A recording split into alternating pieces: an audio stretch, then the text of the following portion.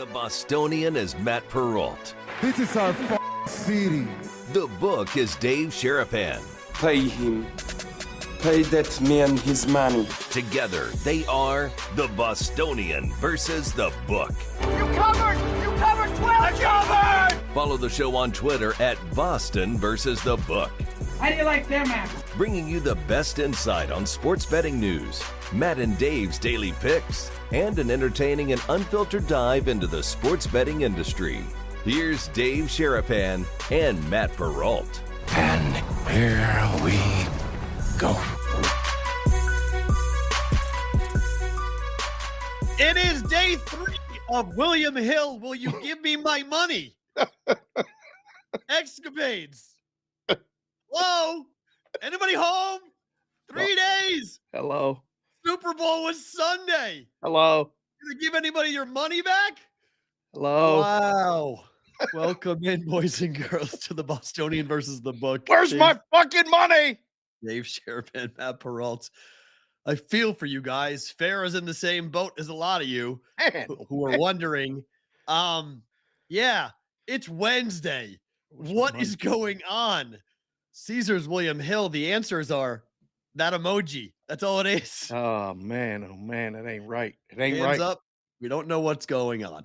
We do know what's going on for the BVB today. Lots of good stuff to get into. You guys have requested some baseball breakdowns as we head towards the warmer, not in Vegas, part of the schedule. It ain't We'll warm get here. to some baseball. It ain't warm here at all. It's frozen here this morning, windy and nasty. It's yuck, but it feels like New England. I was talking Stuck to to the iced coffee though. good Can't get for the hot you. stuff. My Yeah. gosh, you are a New Englander. Look at you. You fit right in. Can't Go do it. home. Drop Gotta your do it. R's. Start saying "Pock." Let's go. Oh, Bruins keep winning. I missed truck day. I was kind of bummed about that. What's that? I missed truck day. Truck day. Yeah, truck day in New England is a holiday where they load up the spring training truck for the Got Red more Sox. holidays in New England. I mean, it's unbelievable. What is truck day? What the People go and watch the Red Sox load up their semi-trailer trucks to drive to Fort Myers. I'm not kidding. Truck day is a thing in New England. It's a big deal. New perfect timing? Kicked them out. Talking about truck day. I mean, we had Samir on. These guys are from Boston. They pick apples in the fall. They go look at the foliage. And in the spring, they go watch the Red Sox load up trucks to go to Florida. Well, I mean, what the hell's goes on up there?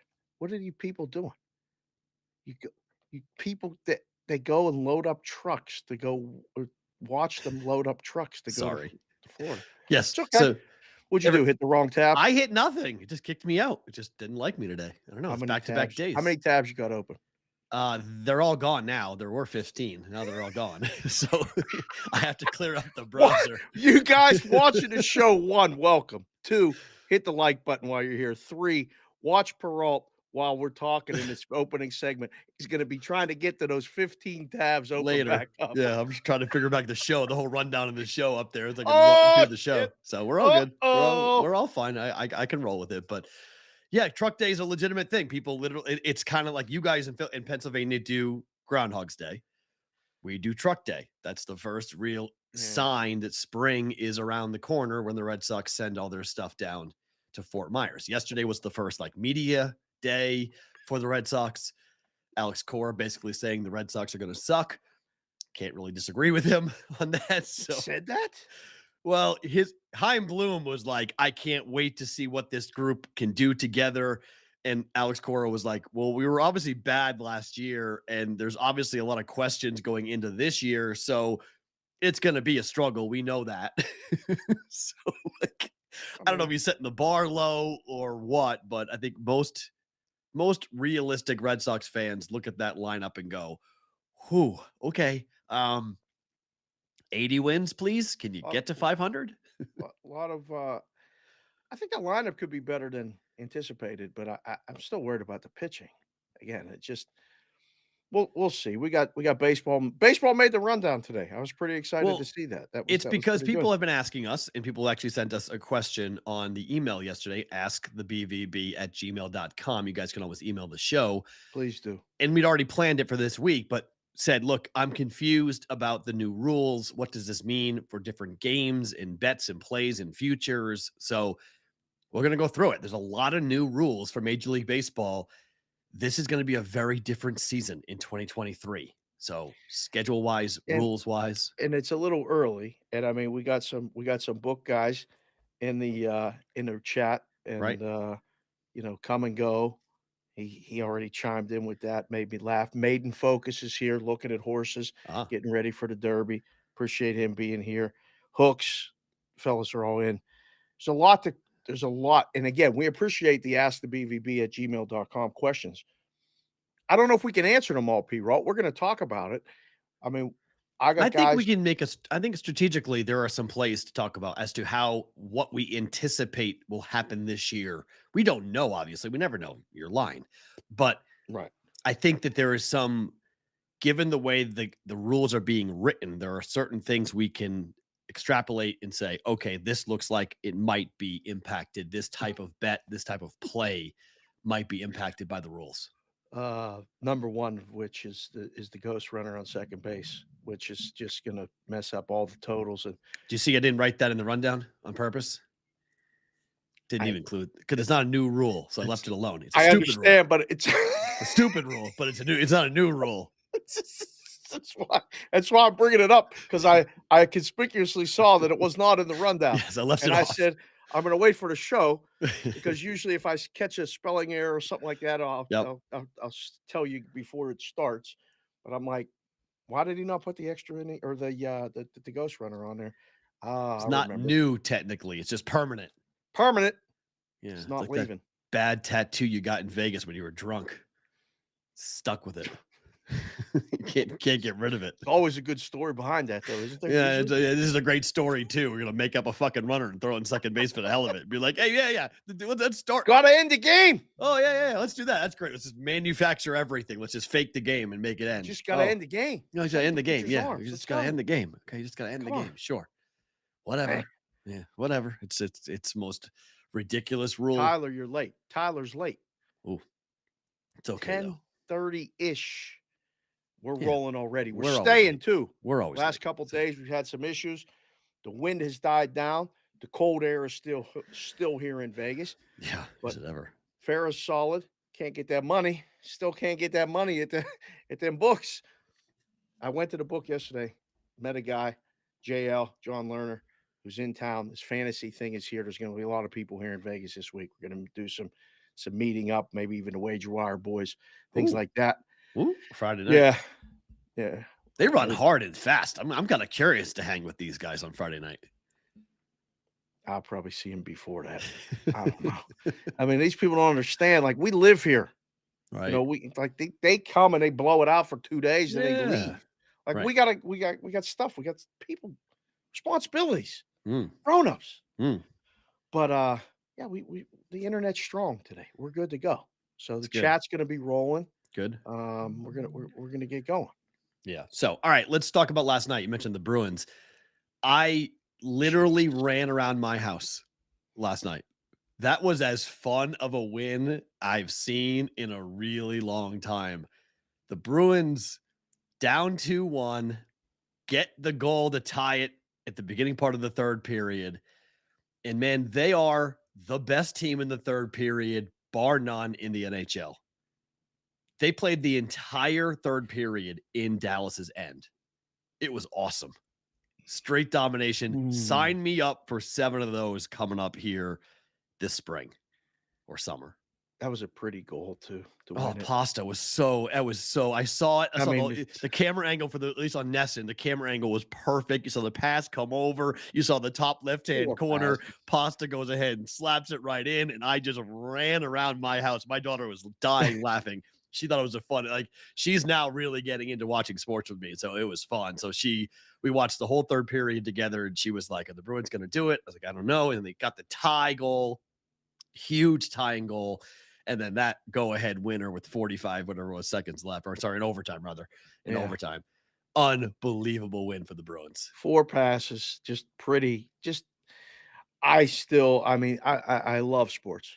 And there's just certain things about sports that I truly love, and it has nothing to do with the gambling, but we're talking about the gambling.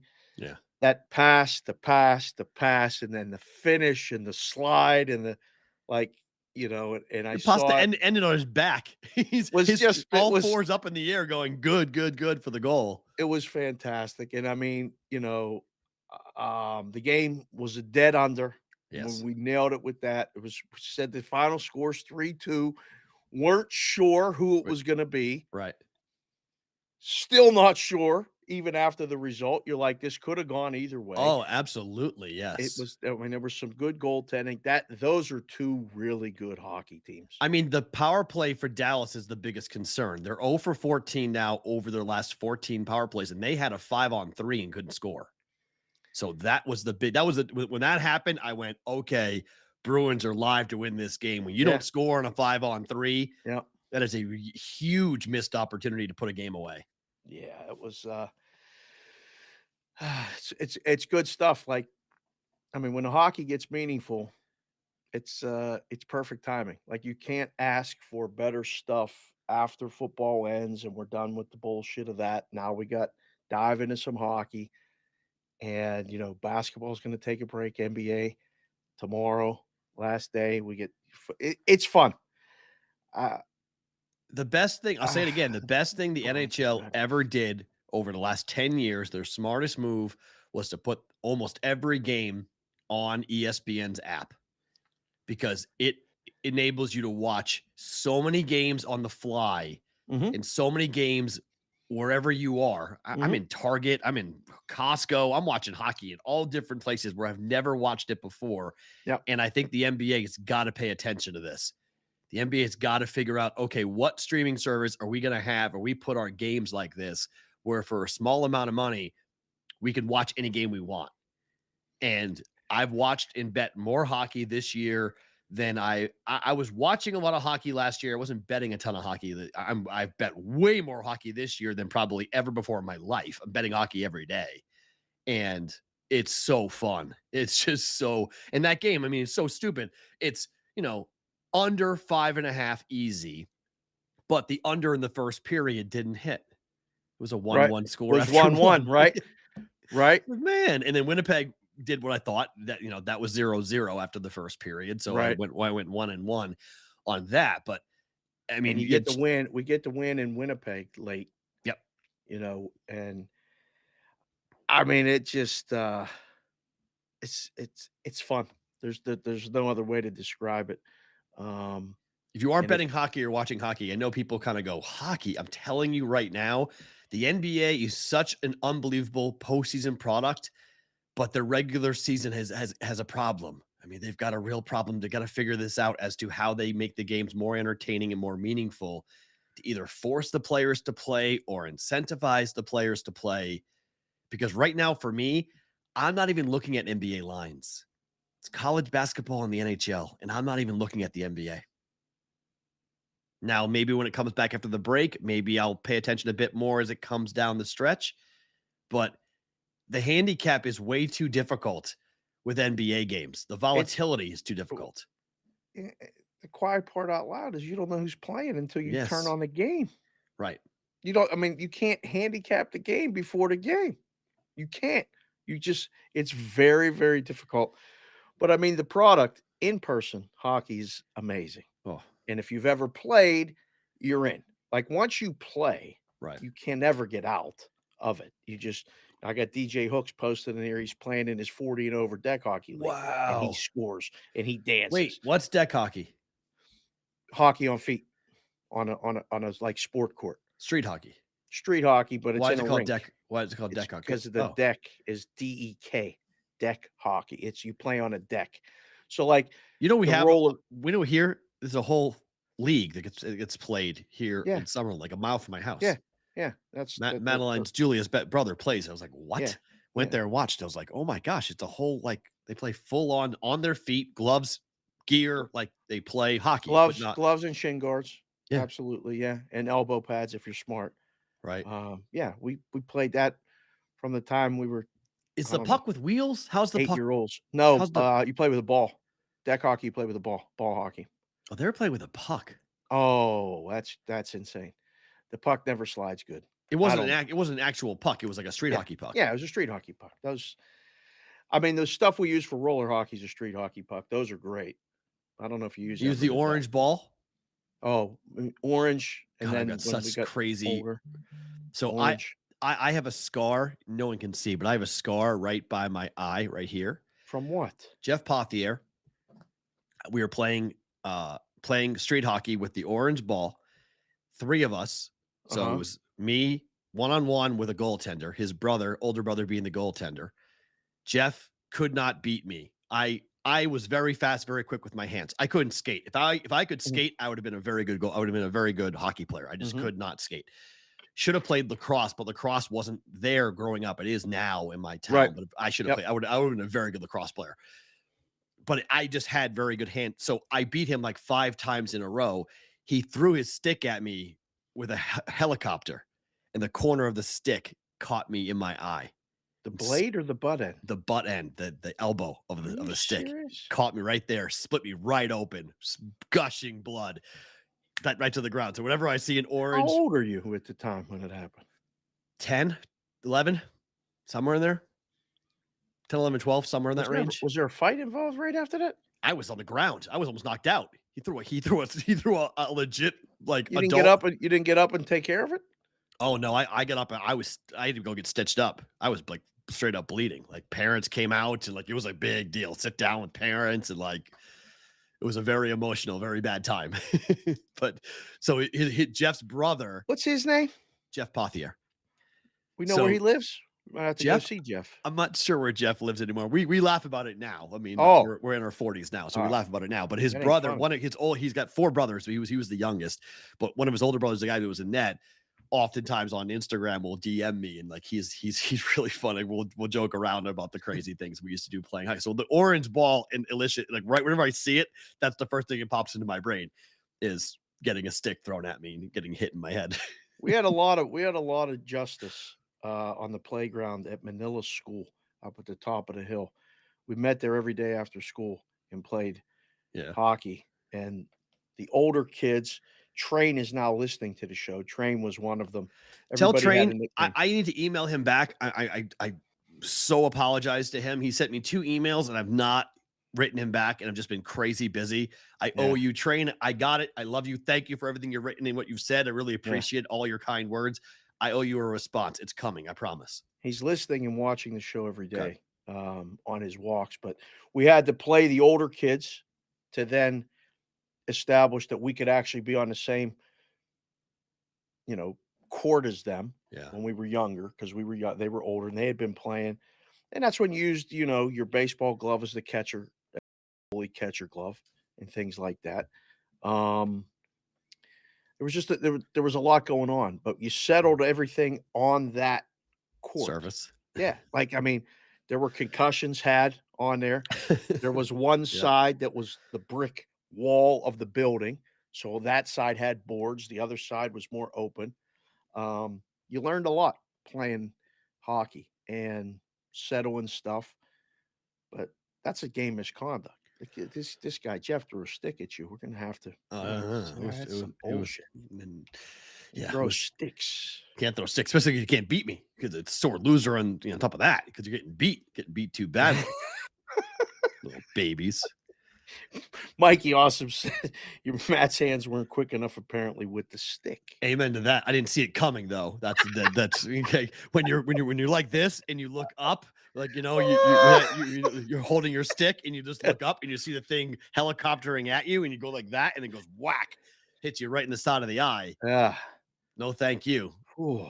That sucked. That was painful. Yeah. What didn't suck was I got the Providence and Creighton game right last night, but what a basketball game we saw in college basketball. Home court in college in February is something to behold. It is. I would be very nervous about laying points on the road right now in big college basketball games. It is electric. That was a great basketball game last night, and we talked about it briefly this morning off the air. Creighton had opportunities to close that game and win it. Should have won it in regulation, had a chance. Yeah. Really, really good basketball game. This is when they get fun, right? This is when we can focus on doesn't matter what the rankings are, but we'll get to that in a second. Like the rankings change all the time. The numbers guys never look at the rankings. That's what prompted the call this morning when I looked at the board and I was like, wait a second, what the hell's happening here? The Big East is, I don't want to say, we're not ranking conferences, but the Big East has got some teams in there that can make runs in March. It's the second best league in basketball. Is it? I was going to say second best. The Big 12 is first. Okay. Big 12. I don't think you can argue the Big 12 is the best league in basketball. It's the deepest. Big 12 is the deepest. So which would make it the best? Yeah, I think it's the best. I mean, they've got 5 teams. But is the national champion going to come out of the Big 12? Unless Purdue wins it out of the Big 10, Indiana will have something to say about it, but it's either the Big 12. Yeah. Okay. If I was betting, the champ comes out of the Big 12. Yes. The Big 12 by quantity. I don't think they're the best team, though. Like, you ready to put Kansas State, Baylor, Iowa State. I mean, you got glasses on. I just get this out of the way. Kansas City Chiefs won the Super Bowl. Yes, it did. The world is not ready for the Kansas Jayhawks to win the National Basketball Championship. We can't have Kansas be this epicenter. Well, this is easy. We just need Kansas to face a team with a B name in the first or second round, and they're going to lose. So, a B name? Mm-hmm. Bucknell, Bradley. Just go through the list of teams in the first and second round that have beaten Kansas. They all got B names, except for Northern Iowa. They all have B names. I've really never heard this before. I was there for most of them. Really? I watched most of them. Yeah, I was present for a lot of them. So it's Rock Chalk Jayhawk unless your name begins with B. Look out for B's. Yeah, the killer B's when it comes to Kansas. If any KU fan that I say Bucknell, I say Bradley. There's one more B I'm forgetting. How about BVB? Oh, BVB. Yeah, there you go. How about that shit? But Ali Farouk Manesh will forever be known as the best shot I've ever seen in person. I will never see a better moment in college basketball than that in my life, in particular because of what happened the day before. I've told the story before, but there were media members, Kansas media. This is why I don't like Kansas City for a variety of reasons, but Kansas media members thought it would be funny to see if KU basketball players could pronounce Ali's last name. So they went around on the open media. So he played for who? Northern Iowa. And how do you say it? Ali Farouk Manesh. And so they kind of showing off with that, but you're still saying perfect. I know him personally. He's a friend of mine. So like, even better. Okay. Yeah. So I watched them do this. I watched these media members hand it over to the twins, the two twins that play in the NBA for years, who played for Kansas. They're both rebounders. They both played for the Clippers, and they played for. I'm blanking. Chat, help me out on the two twin brothers in the NBA that Morris's. Yes, thank you. Morris. Yes, thank you. Yes, Marcus Morris and was the other brother Marquise. Yes, thank you. Yes, both of them. So I watched them stumble their way through in this yuckity yuck. Ha. Look at his name. It's so hard to pronounce his name. And then Ali Farouk Manesh stuck the biggest dagger into the throat of Kansas ever. And I was diagonal from it. I was courtside. On the other side, he was there. I was here. And I watched the ball and I watched Ali's eyes and I went, holy shit, he's shooting the ball. And it was like, no, he hit it. Oh my God. The place went crazy. I couldn't. It was absolutely unbelievable. Where was it physically? Where were you? Oklahoma City. Oh, okay. Yeah, we were in OKC for it. So it was a lot of fun. Those Northern Iowa teams and, Coach Jacobson's still there at Northern Iowa. And that was really a highlight for the Valley. I just looked down at the chat. Addison got me. He said he'd like to see Dick come out on top. Yeah, Grady Dick would be an interesting title shot. See Grady Dick get a title shot. There you go. To round it out. How'd your Valentine's Day work out, by the way? It was fun. It was good. It was quiet. It was relatively peaceful. It's pretty funny because I'm not sure all the time. I'm not sure ever if Jessica watches the show, but she must see the clips. She must have burners because she came home from work and said, "So Valentine's Day is like every other day, huh?" Oh boy. And I go, I go, what are you talking about? Somebody sent her the goes, clip. and she goes, should Perrault be giving out advice on Valentine's Day right now? And I was like, whoa. Of course I can. Yes. Whoa, I said it before I was married. That's why I said before. I prefaced it before going in. I said I had this opinion before I was married, after I was married, before I lost my virginity, after I lost my virginity. This is my opinion. This has been a staple for me. I said that. I said that he said that before the divorce. You know that, right? Like he had a life before all of that. Like he'd been saying this shit for 25 years. And I go, he is right though, you know. She's like, whatever, you know, and get to, you know, and then we had to go. She got to pick somewhere to go eat, and we tried this new fish place. Good. Well, they went there first. The kids, the two, Kelsey and Kendall and her, and then I was meeting them after I got off the air, and I get the text. Well, this place sucks. Where do you want to go?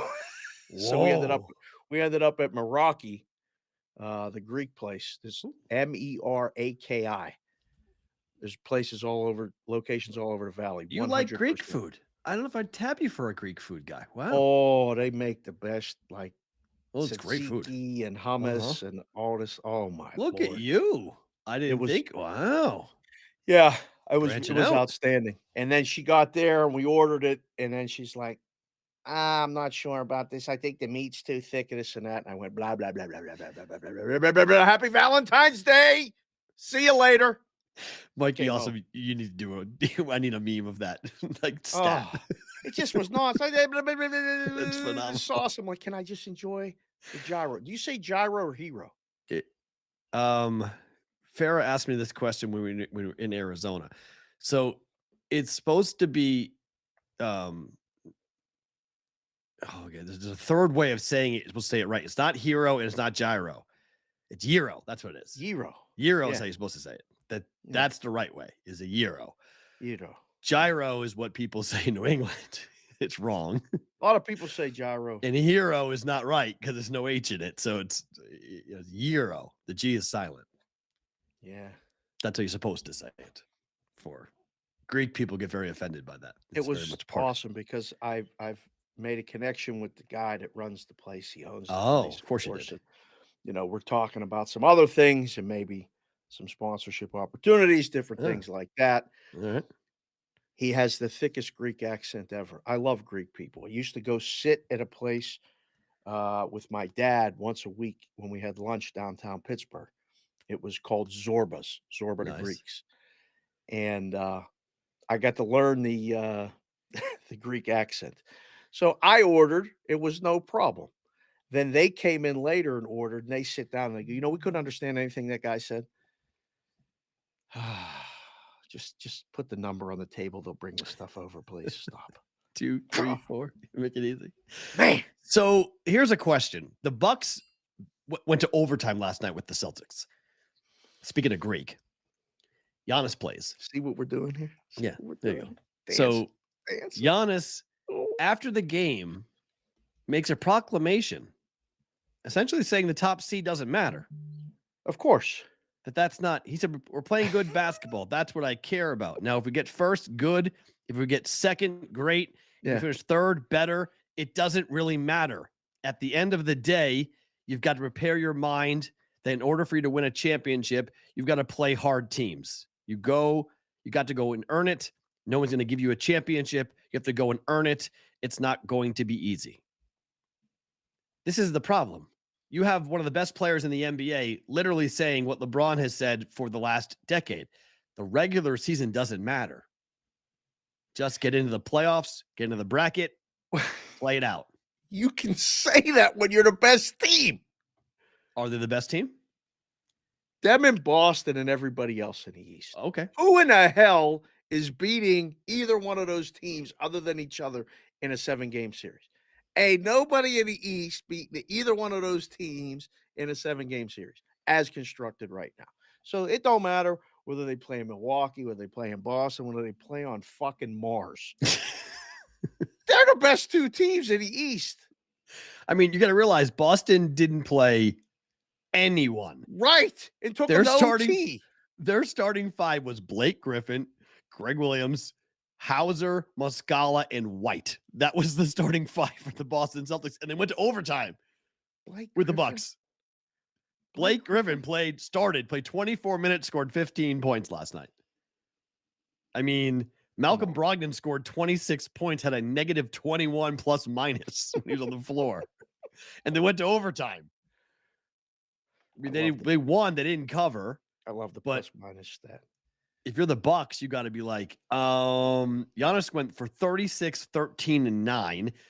Drew Holiday had 40 last night. And they had to go to overtime.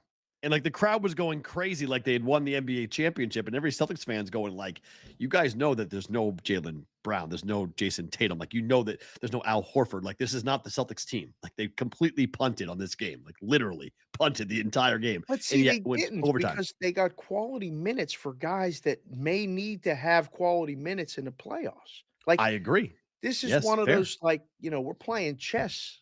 We're not playing, like, we're going to try to win the game anyway. Had they won the game, that would have been one of those. Oh, like what the moment? Yeah, like what the heck moments. Right? We didn't play anybody and we beat you. But the top seed could be determined by the next game when these two teams play. The top seed in the East could be determined by that game. It's in Milwaukee. It's going to be interesting to see how that works. Sorry, Sonic. Sonic just came in. Deuces again for my boy down there in the joint. Sonic just came in and said, sometimes I'm at happy hour later in the evening. My phone vibrates. Someone asks if it was my phone, and I say, no, that was probably Dave's. Oh. I'm trying to keep it away from the microphone. I'm trying to keep it over here. I'm watching the chat, and this shit is going off. I'm sorry. It's probably Dave's. That's awesome. Like your phone? No, it's the host's. He won't stop. keep his microphone stop. away. I'm sorry. Constant buzzing. We all saw it. Ain't the wife texting me. That's for sure. She ain't texting me. That's good because otherwise it'd be bad. If she was texting right now, that would be good. Right? Would be a happy text coming to you right now. So Boston is laying 7.5 against the Pistons. The total is 224.5 for tonight. So Boston apparently is going to play everybody tonight, or at least the books are expecting Boston to play everybody. Last game before the All-Star break. Home game. Yeah. Home game. Pad the stats for the boys. Let's run this one up. Leave no doubt. You have Celtics minus 7.5. Was it now?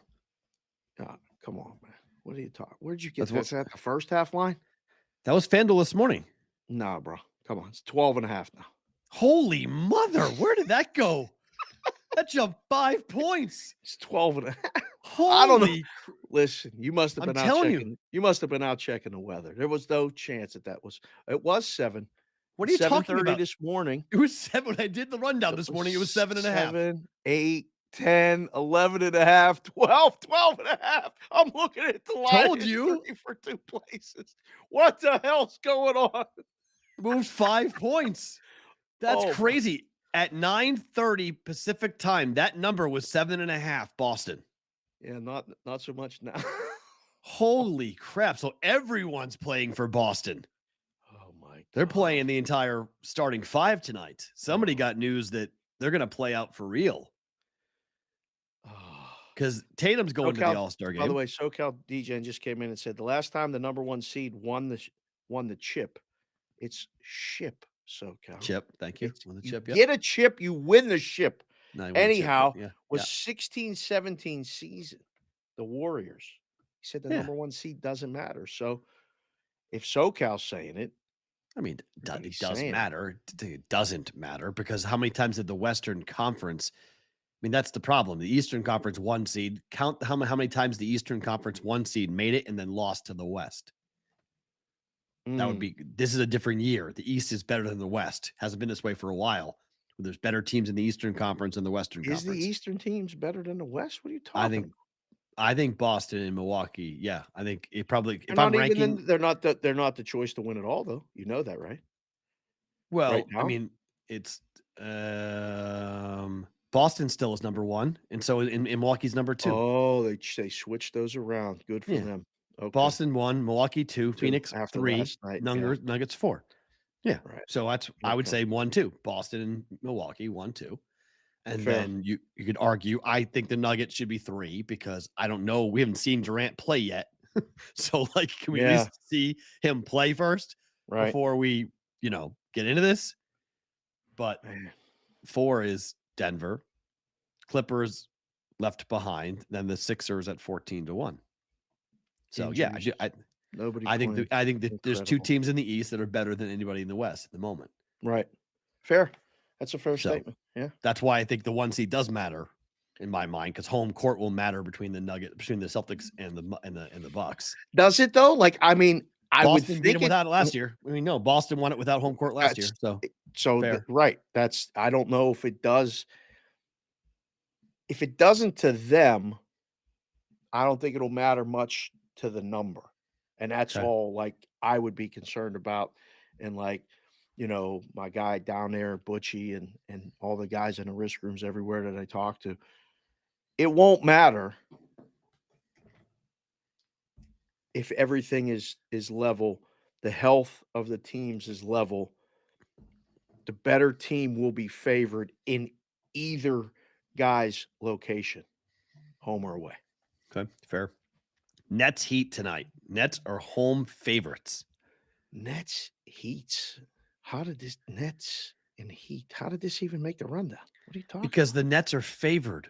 How are the Nets favored? That's a good question. This doesn't make any sense to me. The Nets are favored at home against the Heat. I'm asking Maybe you. the Heat are just backing it in. Maybe this is an injury play too. Maybe not playing anybody. Right. Telling you, man, this is the last. I mean, there's 3 games tomorrow, right? 2, 3. Yeah. Sounds right. Milwaukee, Chicago, Washington, Minnesota, and the Clippers are at Phoenix tomorrow. Mm. Ooh. Does KD make his debut then, or did they wait till after the All-Star break? I don't know. They showed him. I think they said in practice. They said till after the All-Star break, most likely he wouldn't play until after the All-Star break. But I don't know. I'd play him. I'd play him tomorrow night. Oh, I'd ask him. Say, hey, get 1 game. You want to run? Yeah, just a couple of minutes, right? Just get out there on the floor. Just We'll know by the number. I'll tell you that. We'll know in the morning by the number. If he plays, yeah, things are gonna spike. That'll be good. That'll be wild. See what happens. What happens with that? Good Nuggets. Luck with that game. Nuggets are laying 4.5 against the Mavericks tonight. Nuggets are laying 4.5 against the Mavericks. This will be a fun game. Probably 234 from a total perspective. So you got a 4.5 point line. Dallas is still, I mean, on the road. Dallas is 12-18 ATS. Denver is 19-10-1 at home ATS. Good luck betting against the Nuggets tonight. At a short number. Mm-hmm. Right? I don't think the line could be 6. Yeah, Kyrie versus Denver. You have both Kyrie and so some places open 5, 6, went to 5.5, 4.5, 4, 4.5. Man, book of the NBA this week. Treacherous. Yeah, you really got to work your ass off a little bit for this. Oh, SoCal DGen says Hero, Lowry, Oladipo, all out for the Heat tonight. Whew. Okay, there you go. And then New Orleans at the Lakers. New Orleans has been playing some pretty good ball. They're 4-1 ATS over their last 5 games. They're 28-29-1 ATS on the year, but they're 17-15-1 to the West against the number. They're catching 4.5 to the Lakers, who are 2-9 against the division, 13-19-1 against the West, and 13-14 at home. No LeBron, obviously. Lakers have lost 4. He did all that push to break that record, and then just kind of now he's got that issue with his ankle. Ankle, whatever it is. 4 or 5. They've lost 4 or 5. Lakers currently, if we ended the year today, the Lakers would finish 2.5 games out of the play-in tournament. They're 2.5 games out of the play-in. Man, oh man! Right now, they're laying points today. Yes, Pelicans are 30-28. They're 10-18 on the road, but they currently occupy the 7 seed, which is only a half a game behind the Mavericks. So if the Mavericks lose tonight and the Pelicans win, the Pelicans would be out of the play-in tournament. They'd be the 6th seed, and the Mavericks would be into the play-in tournament. Right. Now it's early to start watching schedules like this, but it's just interesting with how many teams That are was going to be buttoned my up. first statement to you. It's a little early to be starting to look Yes at and no, that, though. but I mean, we're talking about from the Lakers at 26-32 oh, up to the they're running out of runway to up to the 3 make it. seed. The Kings are 32-25. I mean, we're talking about 7 games representing the 3 seed to the 13 seed in the West. Right. It's ridiculous. I mean, you Yeah, get it is. hot, you're going to jump a lot of teams, Yes. but you got to get hot. Not He easy to just do. came in and said LeBron plays tonight. No way he doesn't. Wow. No way he doesn't. Well, that's what he said. I don't know. I mean, I haven't heard that's in the line, but I expect the line to, if LeBron's playing, that line's going to jump. Is it? I think so, yeah. How much higher can it go? 6? I mean, Pelicans are a better basketball team. I would agree. Yep. So you give them a couple points for the home court and all that other stuff. I don't know how much higher it's going to go. I don't think it's going to go higher. I think this is the line with him playing. This might crash. Who winds up with more wins, New Orleans or Minnesota? Ooh. I have future bets on both. Who winds up with more wins? Current records right now? 30-28, 31-29. Who has the 31? Timberwolves. One more win, one more loss. 2 games in hand. Oh, I'd say right now, without looking at the schedules, which we're going to start to do Mm-hmm. at the All-Star break. We used to do this in the room when we were bored and had nothing to do. We would go through the schedule and go, all right, they got 22 games left. Let's do the win-loss, win-loss, win-loss, and try to base the futures off of that. Right. So you could slide up, because if we went through them and saw that they had 22 games left, but they weren't even going to go 500. I mean, look at the Lakers. If they got 22 games left, they're only going to go 500. They're going to end up under 500 for the season and out of it all. Right. So I'd go through the schedule, and without doing that, I'd say Timberwolves end up with more. You? Yeah. So I need that my Timberwolves bet's probably dead. So Timberwolves, if they've played 60 games, so they have 22 games left. Yeah, that's dead. So I need them to go on some ridiculous streak. But the Pelicans to go over 45.5 is possible. I have 45.5 on the Pelicans. I've got 49.5 on the T-Wolves. Yeah, they ain't winning 50 games. No. I don't think so. I mean, that'd be They an unbelievable finish if they won 50 games. They almost have to win every game they got left. You go 17-5 down the stretch? No. T-Wolves aren't going 17-5 down the I stretch. don't think so. But there's a chance, with the Pelicans, if they win tonight, they'll have 31 with 59 games. They'll have 23 games left to win 14 games.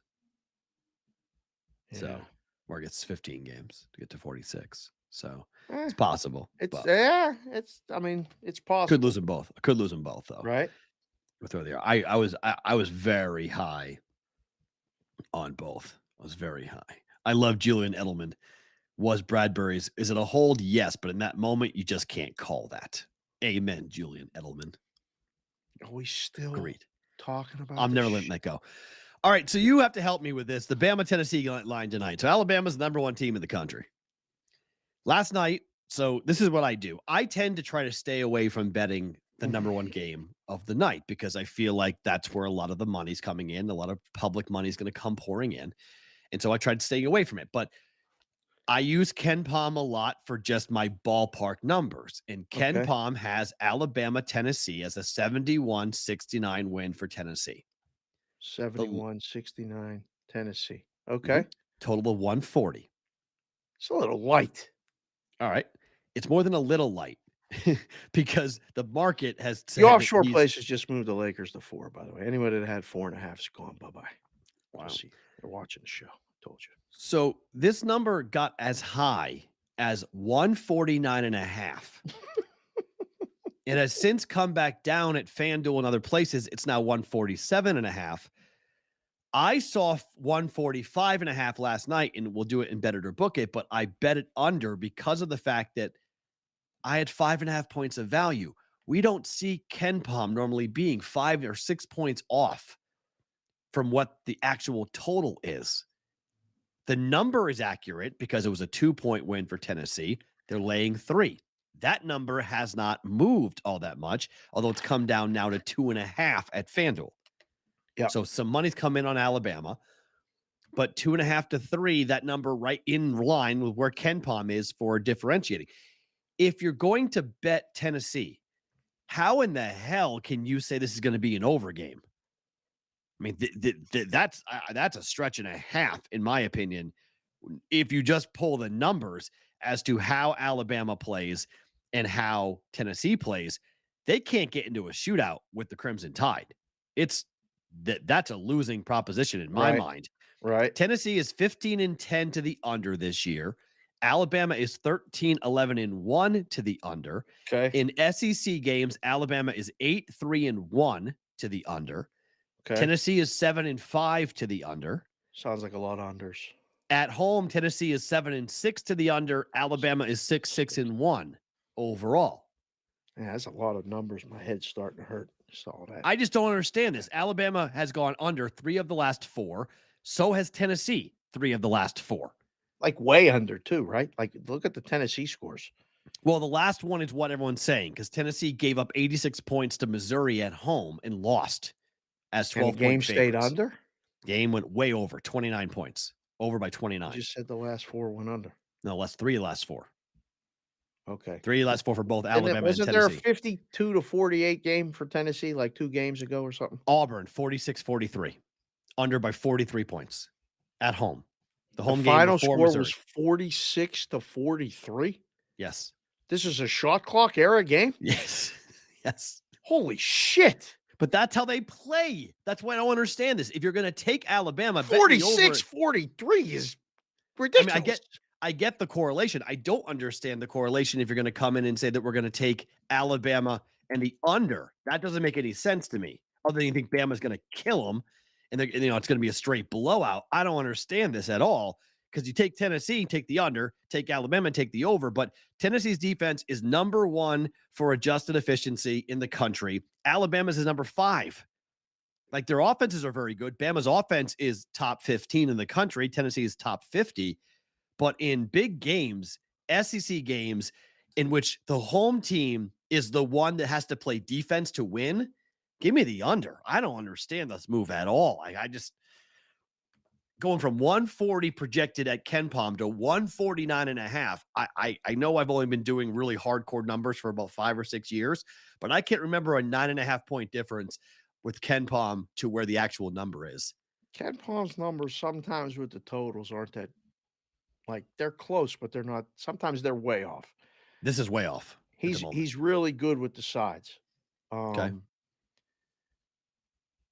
And I don't know. This is the first time they played each other this season, right?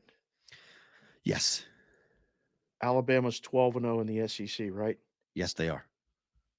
They're 3-point dogs. Mm-hmm. Isn't it enough that Alabama's really good at football? Like, it's just kind of bullshit that they're number 1 in the country in basketball and like a legitimate shot to win it. They're the best team in basketball. People hate when I say it, but I think Alabama's the best team in basketball.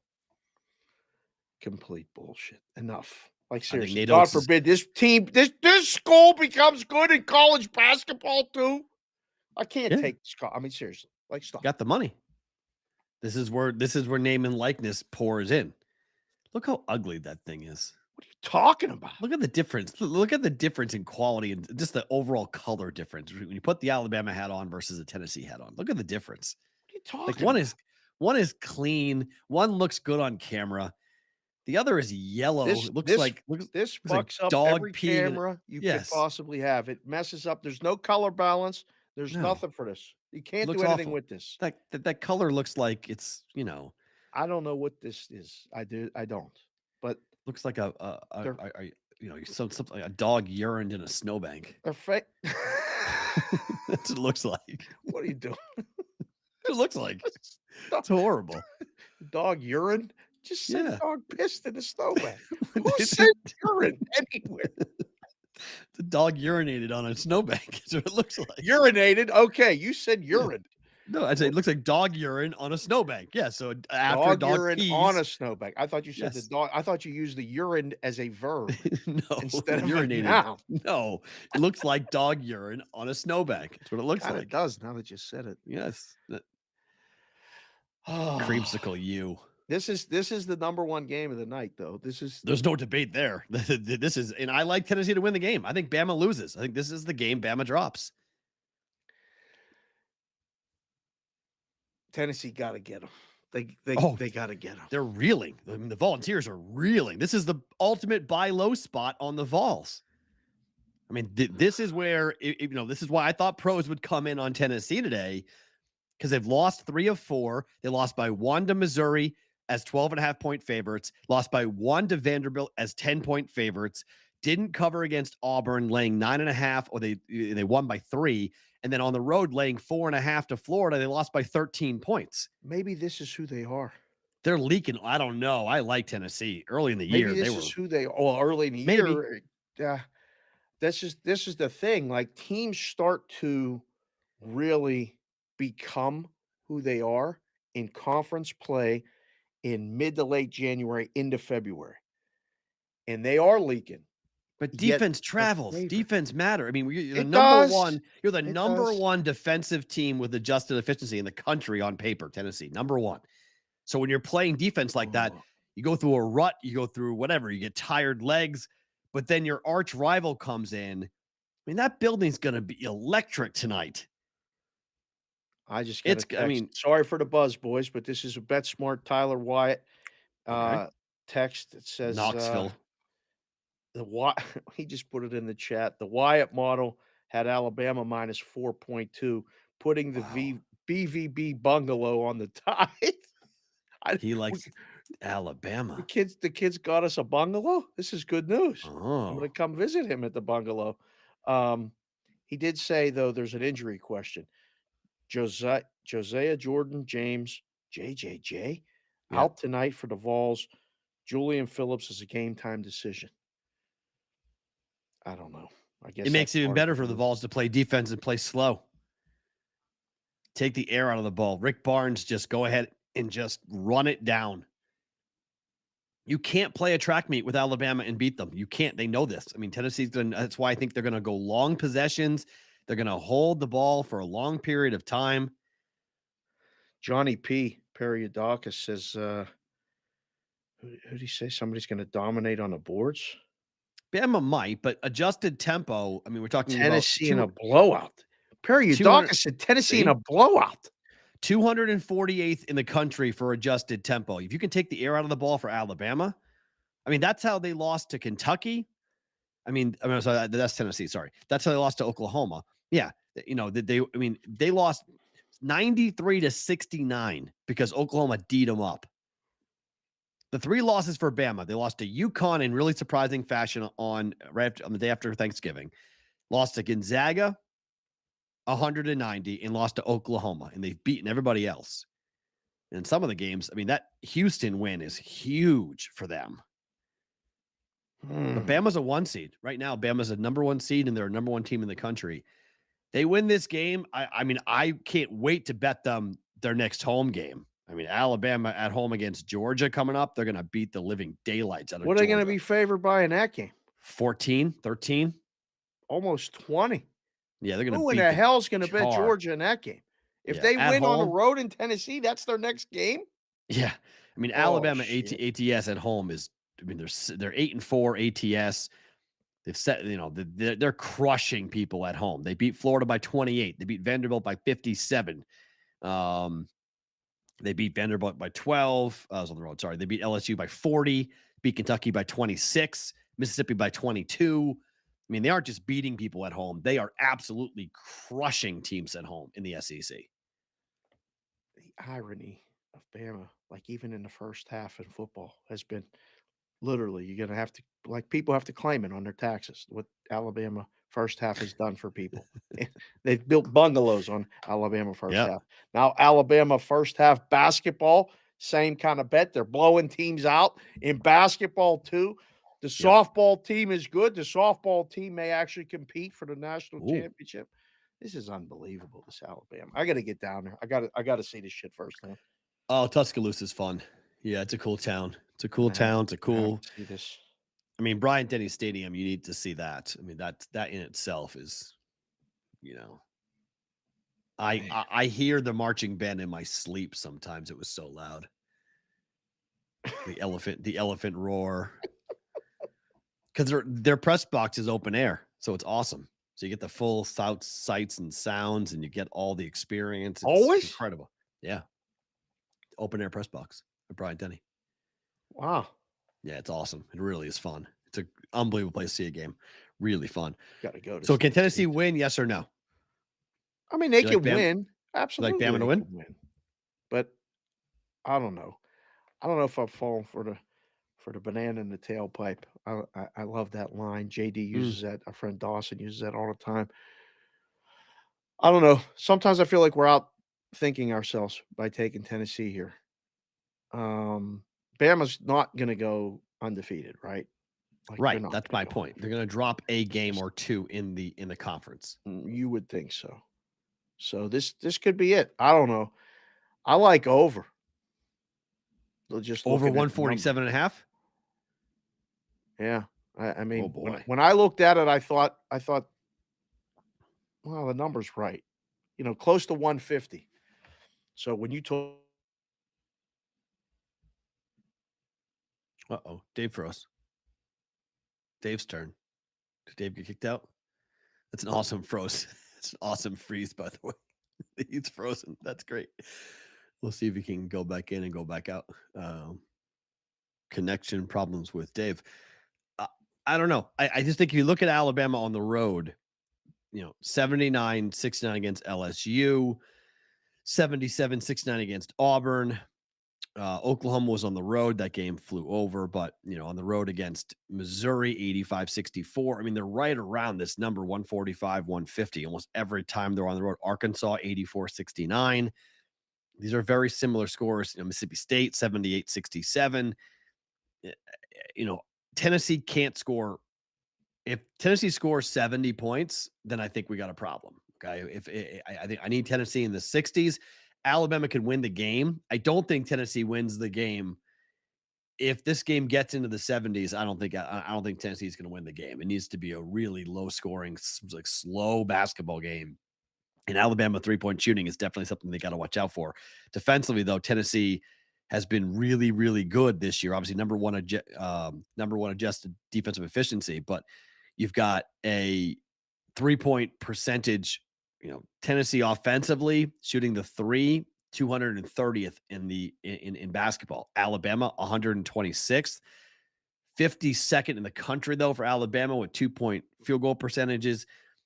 They're an okay free throw shooting team. Tennessee's an okay free throw shooting team. Need a bad night for both those teams. When you have unders, you want free throws to be missed. So you don't want good free throw shooting teams. Neither one is great free throw shooting team wise. And you just look at, 3-point defense, Tennessee, number 1 in the country. 2-point defense, Tennessee, number 9 in the country. Steal percentage, 14th in the country.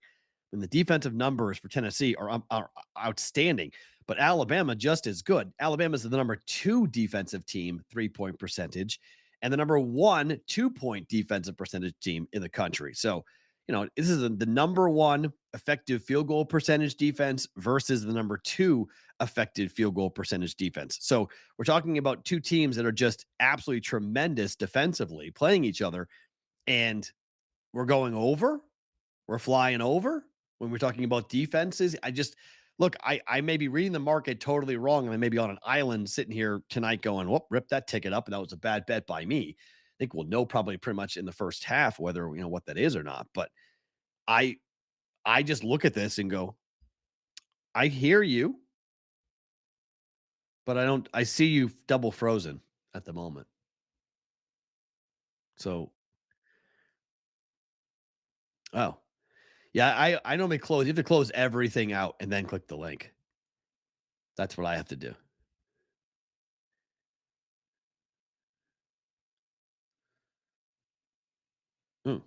You're still clicking, which is weird.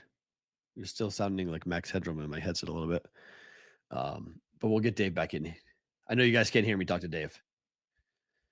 Yeah, I know you guys can't hear me. I'm talking to Dave in the back. I can talk to Dave. You guys can't hear me talk to Dave, so I apologize for that. But we'll get him on here in just 1 second. But I, you know, Knoxville's going to be up for this game, and they need it. This is one of those games where Tennessee they desperately need it to kind of figure out, where they go. This is interesting. So here's a stat from Covers. The Crimson Tide play at a speedy tempo, but hold conference foes to 63.3 points per game and haven't surrendered 70 points or more to an SEC opponent.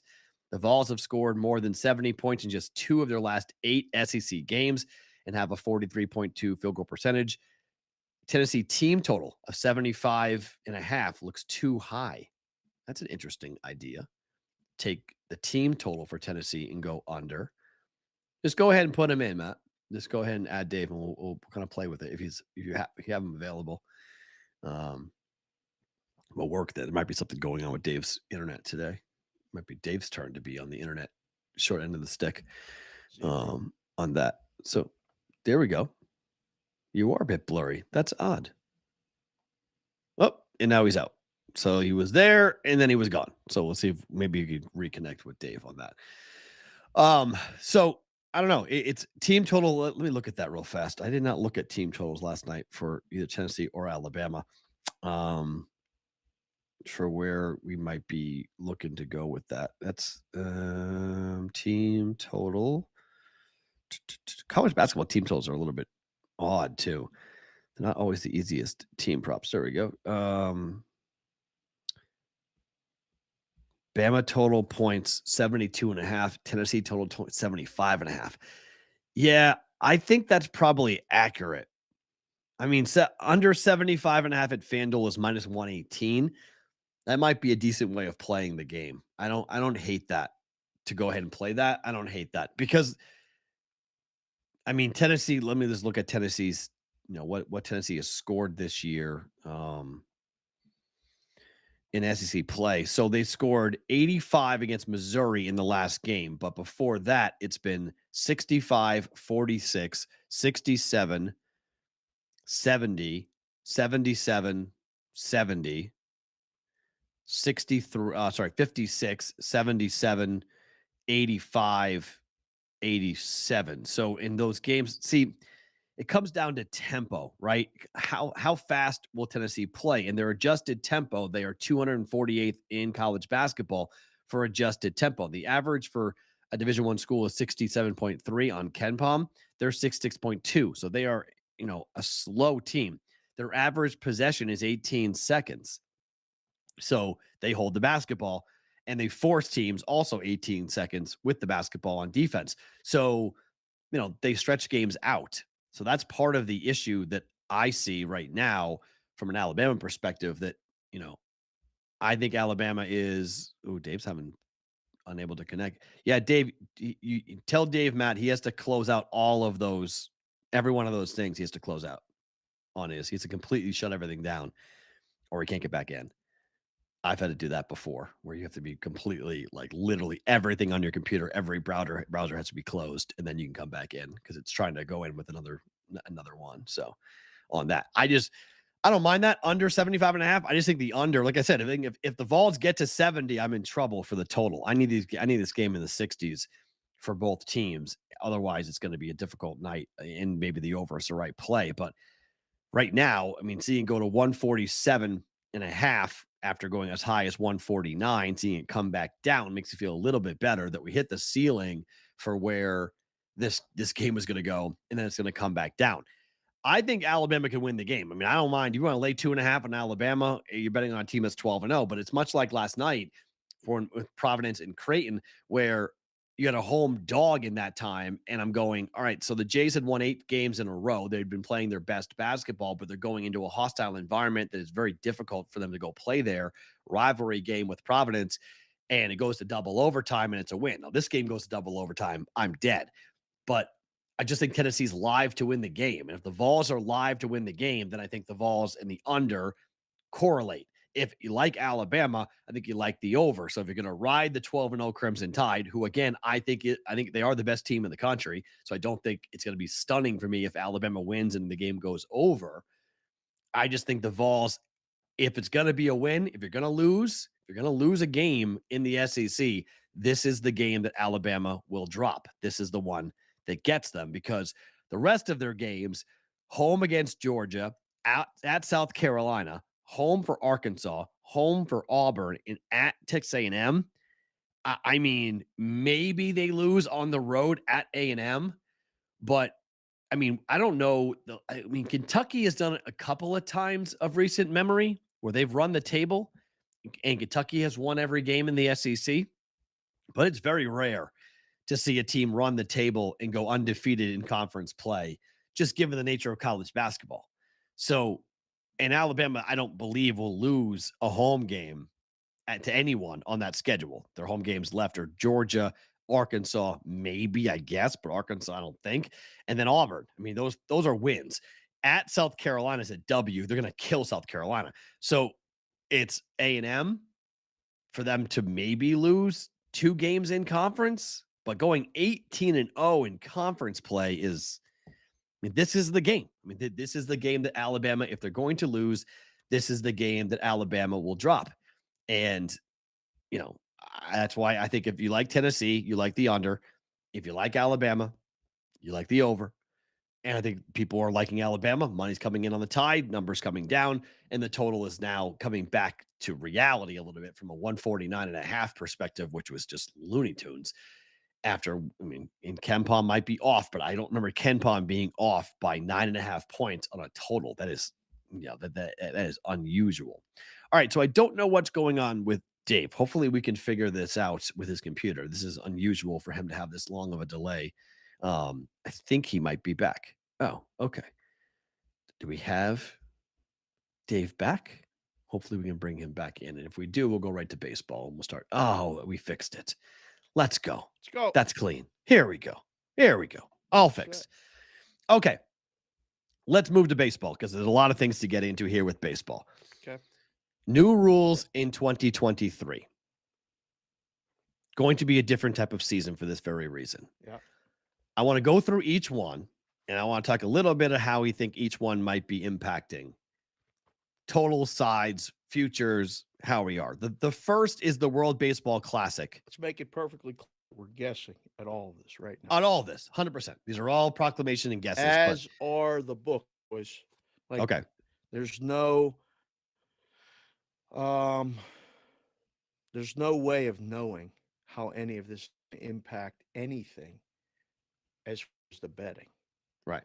We got to figure out how it's going to impact the game first. You know, are there going to be more stolen bases? We know the rule with the totals makes we're going to go through all of them. Treacherous. Yeah. Mm-hmm. So, what do you got? All right, let's start with the World Baseball Classic starting on March the 7th. Yes. So more wear and tear as we're sending a legitimate team. This is not like we're not punting on this. Major League Baseball is sending a legitimate team. We will have Major League Baseball All-Star. The USA. Yes, our team. USA. Yeah. How does that impact the arms in your mind? Guys like Clayton Kershaw who are pitching in this. The pitching is all old guys. I don't know if they got the best pitchers. This might be the Achilles heel of the USA. When you look at the numbers, odds-wise, I don't know. They're favored because they're the USA. They're not the number one choice though. Mm-hmm. Right. Dominican. So. Right. When you look at the Dominican team, all right, that's the choice. Oh wow. When you click refresh, them and the Dominican Republic, USA and the Dominican Republic are both plus 220 to win it all. Japan is plus $3. The next choice is Venezuela at 14 to 1. Is it that easy? I mean, my goodness. Just bet those two. That's it. Japan is minus 340 to win their pool. The only team that can beat them in that is Korea. Korea is plus $4 to win the pool B. Then it's Australia, China, and the Czech Republic, which are going to be zero factor in the thing. USA's minus 240 to win their pool, but they got Mexico that can beat them in the pool. So Colombia, Canada, Great Britain. Thanks for coming. Uniforms look nice. I just, Yeah. And then, but Pool D is awesome. Dominican Republic minus 180, Venezuela 4-1, Puerto Rico plus 420, and then Israel and Nicaragua are 20 and 30-1 to win their pool respectively. So those two teams. By the way, the Israeli hats are amazing. Are they? Oh my God! Oh, we went through them on Sports Grid with Gabe and Cam. Oh, I'm going to end up with probably 10 of them. The country hats. That's the over/under right now. 9.5 over 10 a quarter. All right. They're amazing. They're just unique. They're different. So we'll see. How does it impact the numbers? We got to do some work over this weekend. Right. Let's see how that goes. We'll come up with some stuff. Opening day will feature every team playing on March 30th, barring weather. First time since 1968. Can we bet that all the games won't get in? Yeah, right. I mean, the colder weather people on March the 30th, you got to put them on notice. Why do we do this? I love baseball. I love opening day. I do. But you know what I don't love? Making a bet and having rain out or snow out. Yep. And being in the book and having to fix the whole fucking thing. It's aggravating as hell. It gets everybody all excited. And then, can we just start the season a little bit later, please? Well, why don't we play every game south of the Mason-Dixon line? That's fine, too. Just play them all, unless you're a dome, unless you're playing inside in a dome. Every team has to be warm weather opening day on March the 30th. I just don't know why we do it. I just don't know. I know why they do it. It's because the major baseball media markets are all cold weather cities mostly. Chicago, Boston, Philly, New York. But we don't. These are all cold weather. These are all cold weather cities with, opening day is a big deal. In Arizona, it's a big deal, but it's not as big of a deal. Texas and Florida, and Miami and Tampa, and it's a big deal, but they're not as big of a deal as it is in other parts of the country. St. Louis it is, but St. Louis can be cold in March. We're getting the 11:30 stuck here. Everyone's freezing. Is the YouTube freezing as well as you? Yeah, you're freezing. I'm freezing. Yeah, you're freezing for sure on my end. Well, we'll keep fighting through it. I'm not a fan of everybody playing opening day. No. Okay. I'm not a fan. Are you a fan of this? I get the idea. I get the world to take over the day, start to finish. You can build it up. You can have a quadruple header on certain networks. Like, I get why. What day of the week is it? March 30th. I'm going to say it's a Monday, but March 30th is a Thursday. My daughter, Kelsey, just come in the chat and said, the hat. I didn't know the hat was off. Show right now. The kids are spying on me. She's in the chat. This is probably downstairs on the internet. I'm blaming her. Oh. No, she's not. I'm hardwired. Okay. It's not me. YouTube seems fine. YouTube's fine. So maybe it's just me issue. Who knows? We'll fight through it. Yeah, something definitely. Your internet is definitely up today. All right. Next is the fact that we are. I don't mind it being on everyone playing, but the schedule is different. So we have less divisional games than ever before. Oh, we lost Dave. Okay. So we have less divisional games than ever before. Is Dave back in? I see Dave in the back. Did Dave pop back in? Oh, that might be good. Back. Hit refresh again. That's better because your audio's been off. But I don't know if it's just on my end or not. It's just, but sometimes with the second connection. Oh, Farrah reset the settings yesterday. You're better now. To all of us, so we'll get it fixed. It's not Farrah's fault. You look better People in now. the chat don't come at Farrah. It's not Farrah's fault. We're working on it. You look better now. So the schedule is different. We went over this before, but the schedule is different than ever before. We're seeing way more interleague games. We're seeing way fewer 13 per games. So what do you make of the win totals, do we have to shade a little bit towards the under and some of the higher win totals because the big boys aren't going to beat up on the little guys? In certain divisions, you do, don't you? Yeah. I think in certain divisions, it's worthy of consideration. I ran into Roxy on Sunday, Roxy Roxborough, who's Nice. He's one of the best baseball guys I've ever met, and it was funny because he don't like to say what he bets, and I don't like to ask. You Right. never ask someone, "What do you have?" It's the better question is if you want to be in this space and you want to, What do you like? what do you need? Oh, okay. That's the question. What do you need? Need anything? that's the. So I said, what are you doing? He's out on Super Bowl Sunday in a packed book, and I go, what are you doing? Are you looking for the season wins? Aren't you? You're trying to fire some missiles on some season wins when they've got 800 people deep, 1 million football props, and Roxy's in his suit and his hat going, yeah, give me the Philly season wins under. Give me, I know for what 10 he's dimes. doing. Yeah, right. Unit size 5 dimes probably. Yep. But he said the only question I asked him was like, did you do anything in the NL Central? And he said no. And I said, okay. Trying to figure out the NL Central because Very, very tough. I mean, Twins most likely going into the year. NL Central. NL Central. This is Cardinals, Brewers, and then Cubs, Reds, Pirates, right? Brewers. Talking about teams beating up on bad teams. The winner of the NL Central has feasted. Yes. On playing the Cubs, the Pirates. Reds, and the Pirates. Yep. 18 or 19 times. Yep. Which is now 12 or 13. 13 times. Yep. 13 times. That has to affect the season win total. It's got to. It has to. It's 15 games that you don't have against some below 500 baseball teams. Yeah, it's like it's like you put a 12-3 mark down on those games. Yeah. Like it's 10, 11, 12 wins you're not going to have, or at least you're going to be more competitive games than what you've been in the past. Right. So, I mean, say that's 15 games and you go 10-5 or 9-6 in those games.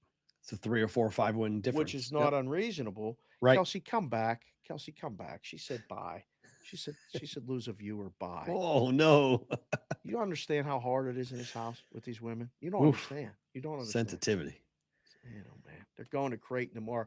There's panic in the house because there's a winter storm watch now. I told you. But this is good. I predicted it and I hoped for it. Yeah, but it just can't affect the flights. Jessica doesn't do good with the flights. Yeah, it sucks. Any sort of delays or anything like that. And I'm not going. No matter if she buys me a ticket today, I'm not going. Just so you people know, I'm not going. No, I'm not going. No. They didn't ask. They went and did all this while we were in Arizona working. Right. Did not consult. They picked the middle of February to go do the visit. I love that they did that though, because you get the full breadth and the full scope of what actually going to school there is like. If you can hack it in February, you can hack it anytime. So when they land and they get that wind, and that wind comes off the river and it's slapping you in the face, you will know what it's like to go to school in Creighton and being in Omaha in February. And if that doesn't bother her, she can go anytime. She'll have no problems. It's a great. Not only is it going to, I don't even want to know what the hell it's going to cost to go to college, but they're worried about buying jackets. Like they got to get heavy winter cuts for this trip. I'm like, it's a fair point. 4 days. It's not a. Well, it's not like Indy though, or Des Moines. Like Indy and Des Moines, you can actually walk around the city without going outside. Can't do that in Omaha. Like you're outside. There's no. You can walk around the city without going outside. You've been to Indy, haven't you? No, I drove through. Oh, Indianapolis and Des Moines have like literally a labyrinth of connected hallways between buildings. Oh yeah, Pittsburgh has, but there's only like one block. Oh no, Indianapolis, the entire downtown is connected. You can walk. You can walk from the convention center 3 miles and never go outside and go through all 3 different miles. It's unbelievable. Yeah, it's unreal. Indianapolis is incredible. Des Moines is very similar. Des Moines copied Indianapolis, and Des Moines has a very similar setup. Oh, okay. Where you can labyrinth your way through and go like miles, like from my apartment to from the Wells Fargo Center, which is 3 miles. I could walk not from my apartment inside throughout the entire city without going outside in Des Moines. Omaha's not like that.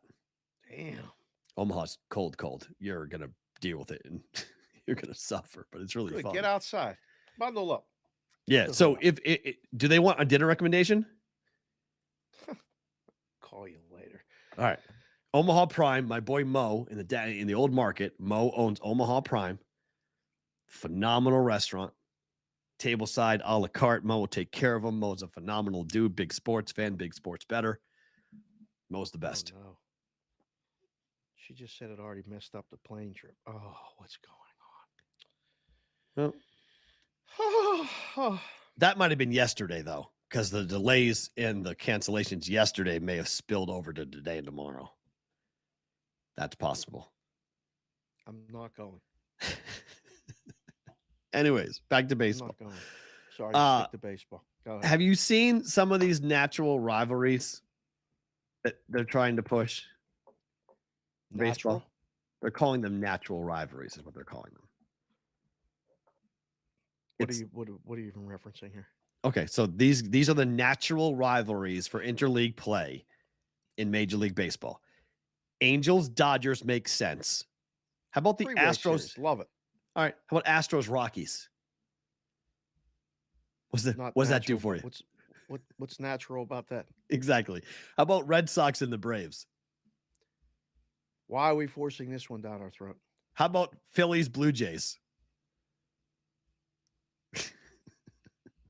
I mean, that's two different countries. I don't even know what the hell. How'd they pick those two teams out of a hat? How They about just go like Tigers, this, pick it Pirates? out of a hat? Tigers, Who? Pirates? Tigers and the Pirates. That's a natural You know, rivalry.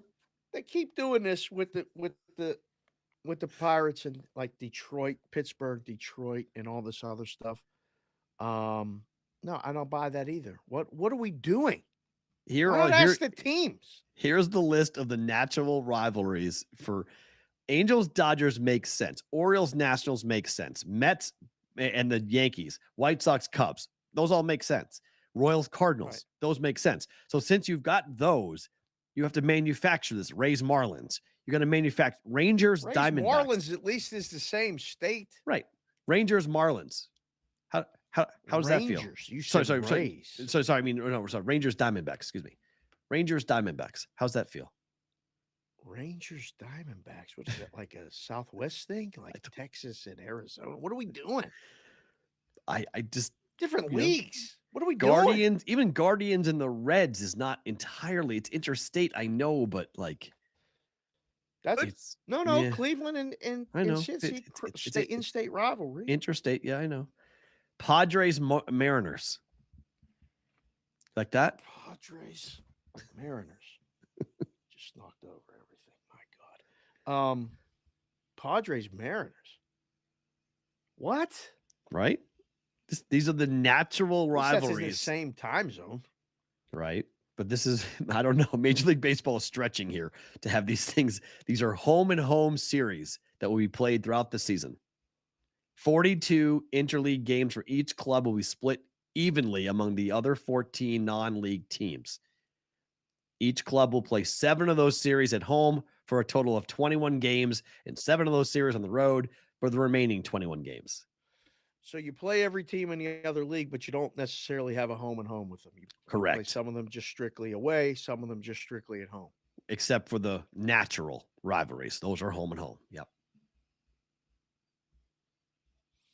So Boston plays at Atlanta. Atlanta plays at Boston. I know why, because the Boston Red Sox and the Boston Braves, that was where they came from. I get it. It's still just forced. It's still forced. That's fine. That's fine. But like it is. Yankees, Mets, Subway Series. Yes, there are some that make sense. Good. Like that screws up the competitive balance as well, does it not? In a way, yeah. If you're playing Red Sox are playing the Braves. Braves are good, right? Playing good teams. Yeah, I mean, I'd rather play Diamondbacks. Sure. Like, let me play a bad team in the National League. Not a good team in the National League. I don't get it. That's fair. All right, so there is no shift. Mr. Met, by the way. Look at this Mr. Met. I like the logo. I don't like the color of the hat. It's green underbill too. Like this Yeah, is it looks like an A's hat to me. this is orange. I know This if I is- saw this it, is- if I saw it, I would say it's an A's hat. I wouldn't say it's a Mets are blue to me. I know orange is the color, but it's like green. it's Why is green. it blue? Because it's I some know, but special edition. I There's don't know no what it there's no is. green to the Mets. What No, are we this doing? is like the St. Patrick's Day stuff. It'll be Okay. great. All right. Right. So we've got the shift being finally eliminated from baseball. I'm okay with this. I've wanted this for years. I am 100% okay with this. I love this. How is it going to be policed though? Easily before the pitch is thrown. That's not a problem. So the second base umpire is going to be sitting there like doing head on a swivel. Where's that shortstop? Is he on the grass? Is he on Oh, the yeah. grass? Is he? Where's he at? Like What what's the hell is it? What the hell is they got to be doing? Of course, yes. talking about? The second base umpire has a lot of responsibility. This is easy to be. I'm not worried about this at all. I mean, having to police the shift is not going to be hard. Catchers will be able to look at it. Catchers will point it out. You know, it'll all be fine. Does it lead to more scoring? It damn well better. Right. Otherwise, what's next? The So baseball's hoping that it leads to more scoring. It better lead to more scoring. Yeah, how it's done is the defense must position 2 infielders on each side of second base, and all 4 infielders have to be on the infield dirt as the ball is being pitched, which I love. This was exactly the terminology I wanted to use. You can defensively set your defense any way you want, but the guy's feet have got to be in the dirt. Can't be in the grass. I love this. This is exactly how I would have written the rule. This is exactly how it enables some people to be innovative and put 3 guys, I guess you can't do that, right? You can't split. It's 2 and 2. Yeah, 2 sides second base. So you can move them around. You can play, a guy on the line and a guy in the deep in the hole. You can move around. It's 2 and 2, 3 outfielders, not doing softball rules. No roam, nobody in that, Ranger Rover category.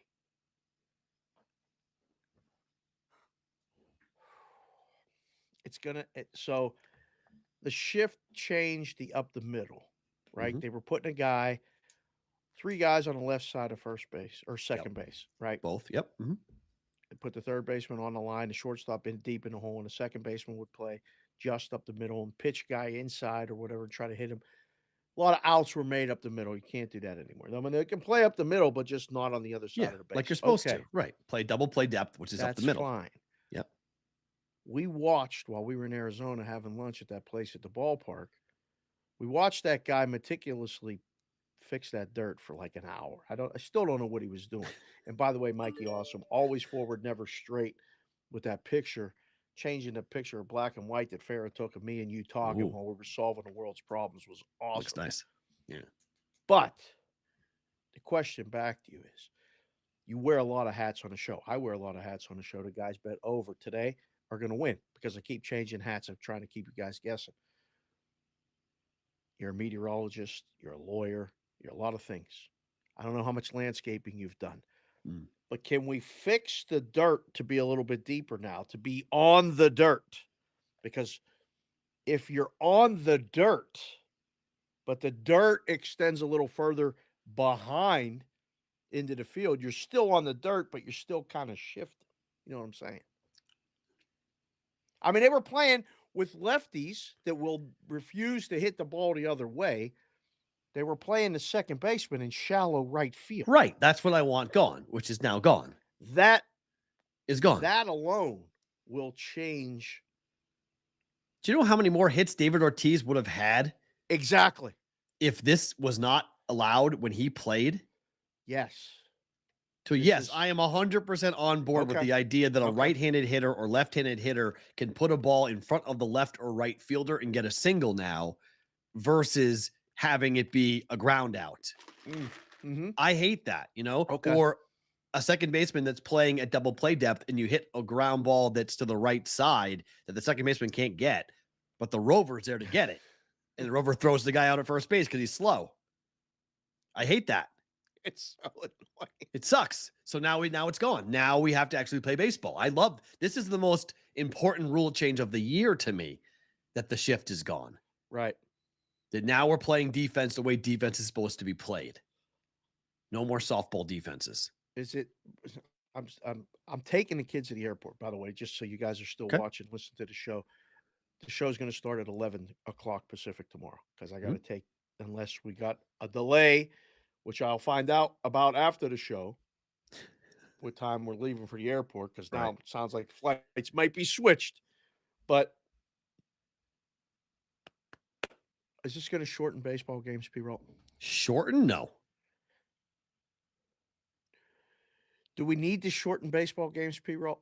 That's why the pitch clock is coming. Well, there's two other rule changes that are going to be rather large. We'll go to the next one.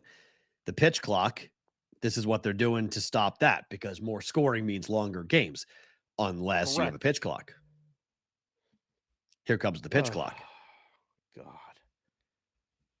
You don't like the pitch clock? With the bases empty, pitchers will now have 15 seconds to begin their motion once the catcher returns the ball to them, and 20 seconds between pitches with runners on the base. This is going to mess with certain pitchers. There's no debate. This is gonna be. You talk about the shift being a thing to help the hitters. This pitch clock is going to help a lot of hitters against certain. This is going to be a mental thing. Did you read Jason Stark at all?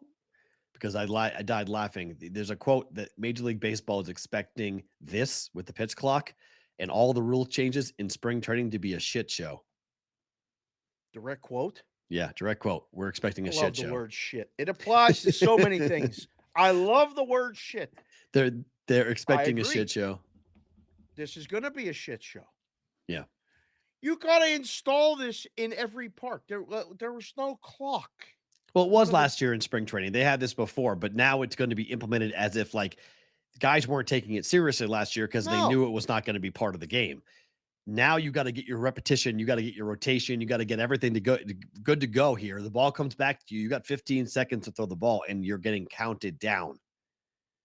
15, 14, 13, 12. It's in your head. You're watching the thing. What's the penalty if you violate what's the shot clock violation? A ball? It's a ball. Yep.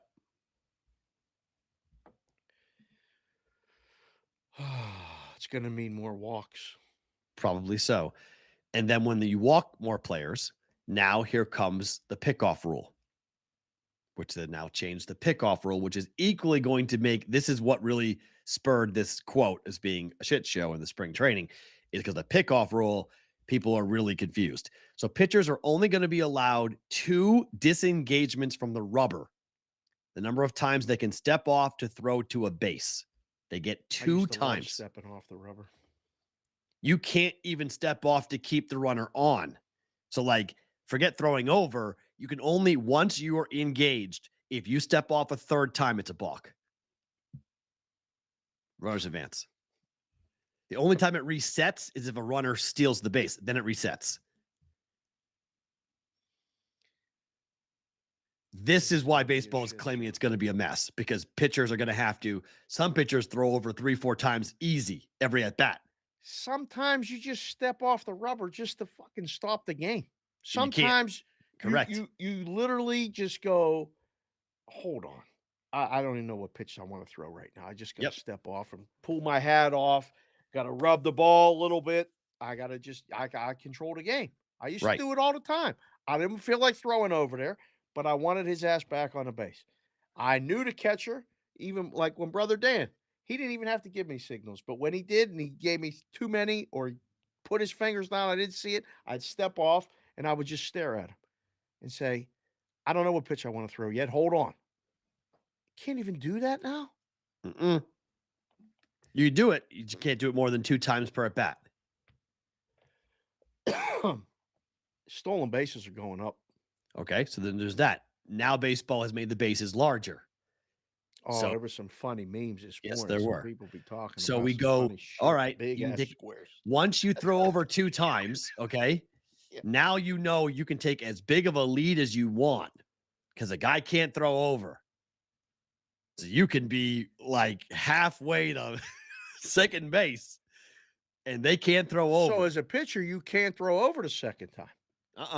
So now, Right? You can. I mean, because if I throw over 2 times and I ain't got you, now right, you can stand by the second baseman. I can't even step off, to otherwise throw you over. get a balk, walk the second. Correct. So Oh, now what you have the to be hell's going very on? judicious with when you're throwing over. You can look at Yeah. them, but you can't step off the rubber. You got to stay on the rubber. So you get 2 times per at bat. If the guy steals, now it resets. They've made the base significantly larger. This applies, I think, more to bang bang plays at first base and Correct. bang bang plays at second base for stolen bases. Yes. But I think stolen bases are going jump. Stolen bases are going up. There's no question about that. Stolen bases are going up. Because And of that's all part of of your it. game. And All that's of it. part of your game. I think you're going to see your value return because the Ricky Henderson type player really has lost his value in the lineup. You got to be Oh, able we're to move back, baby. We're the leadoff hitter is back. The Yeah. leadoff hitter is back in baseball. We're good Messing with just up. getting Yeah. on. We're good with walking. We're good with getting a second on a steal. All of it.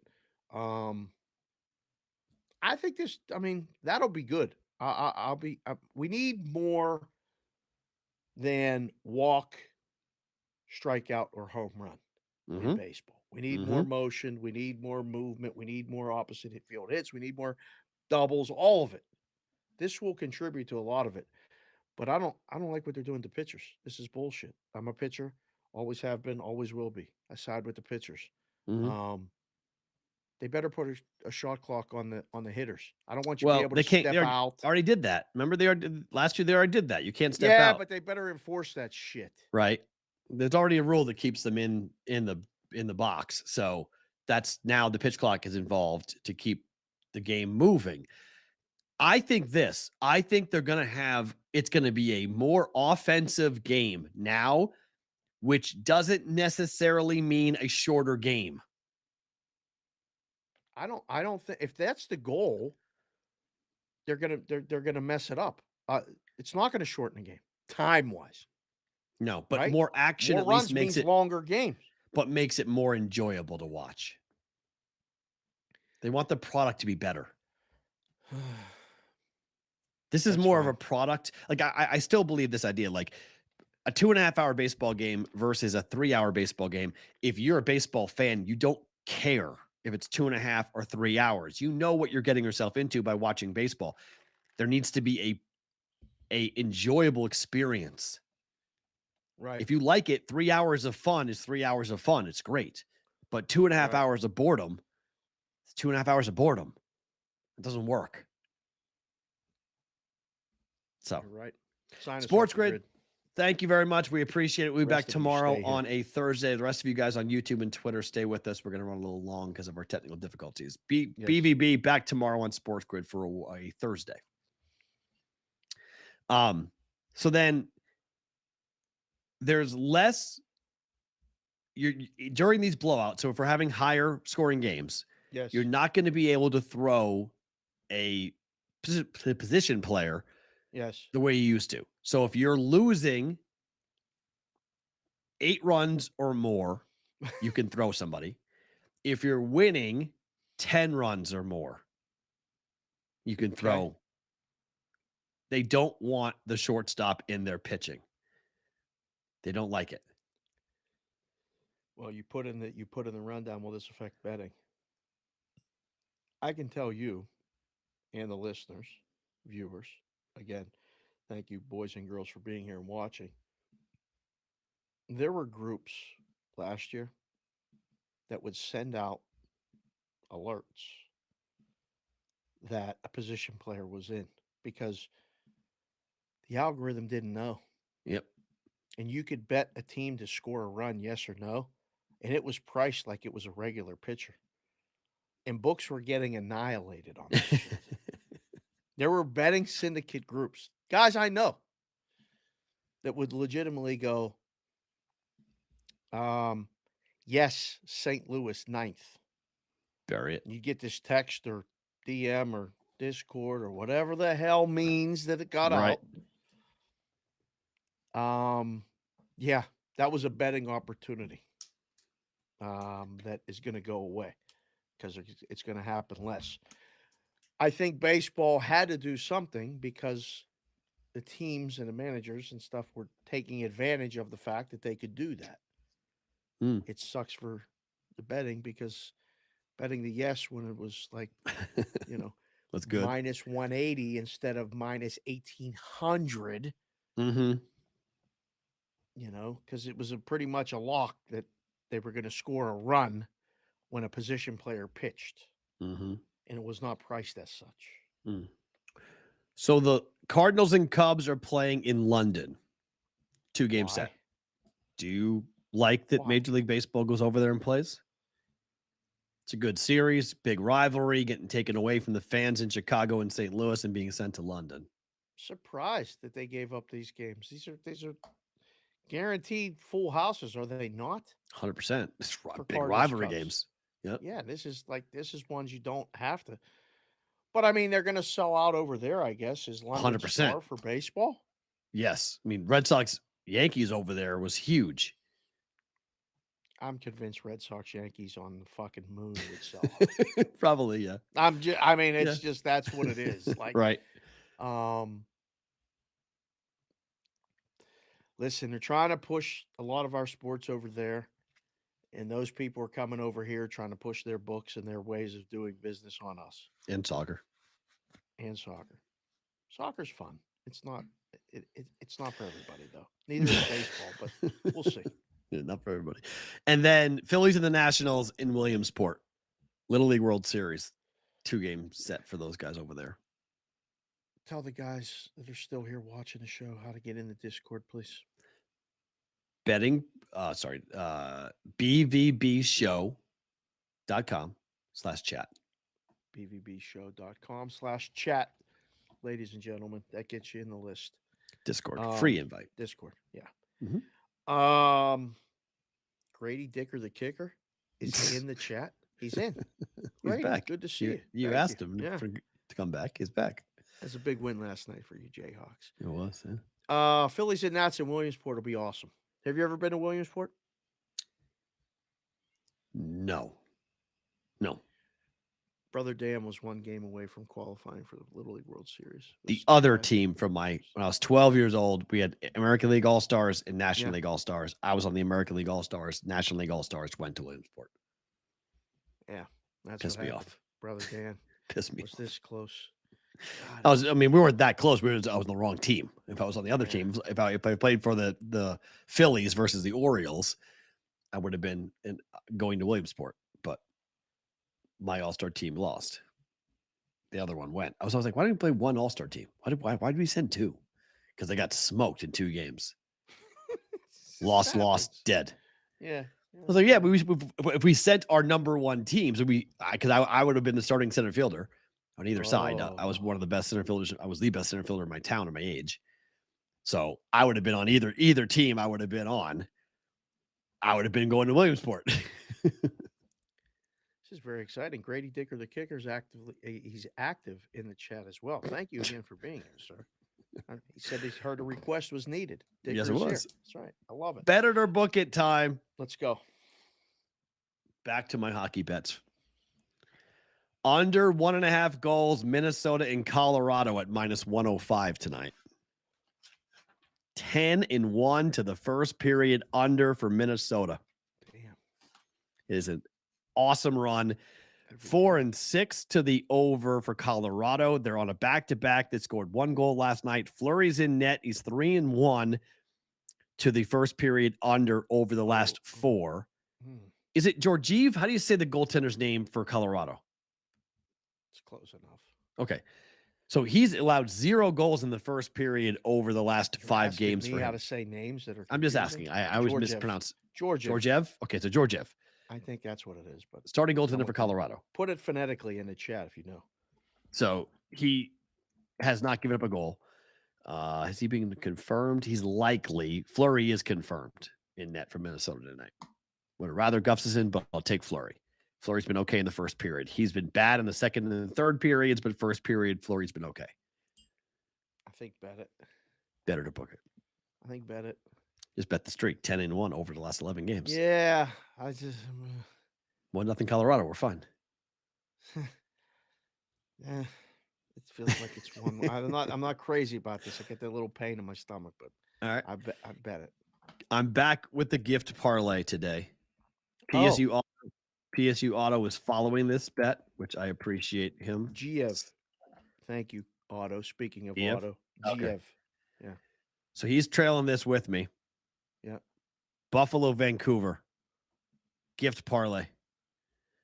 Buffalo on the year, 8-2 over the last 10 games, 69%. 36 of the 52 games, Buffalo has seen this to go over. Wait, Buffalo's at Anaheim?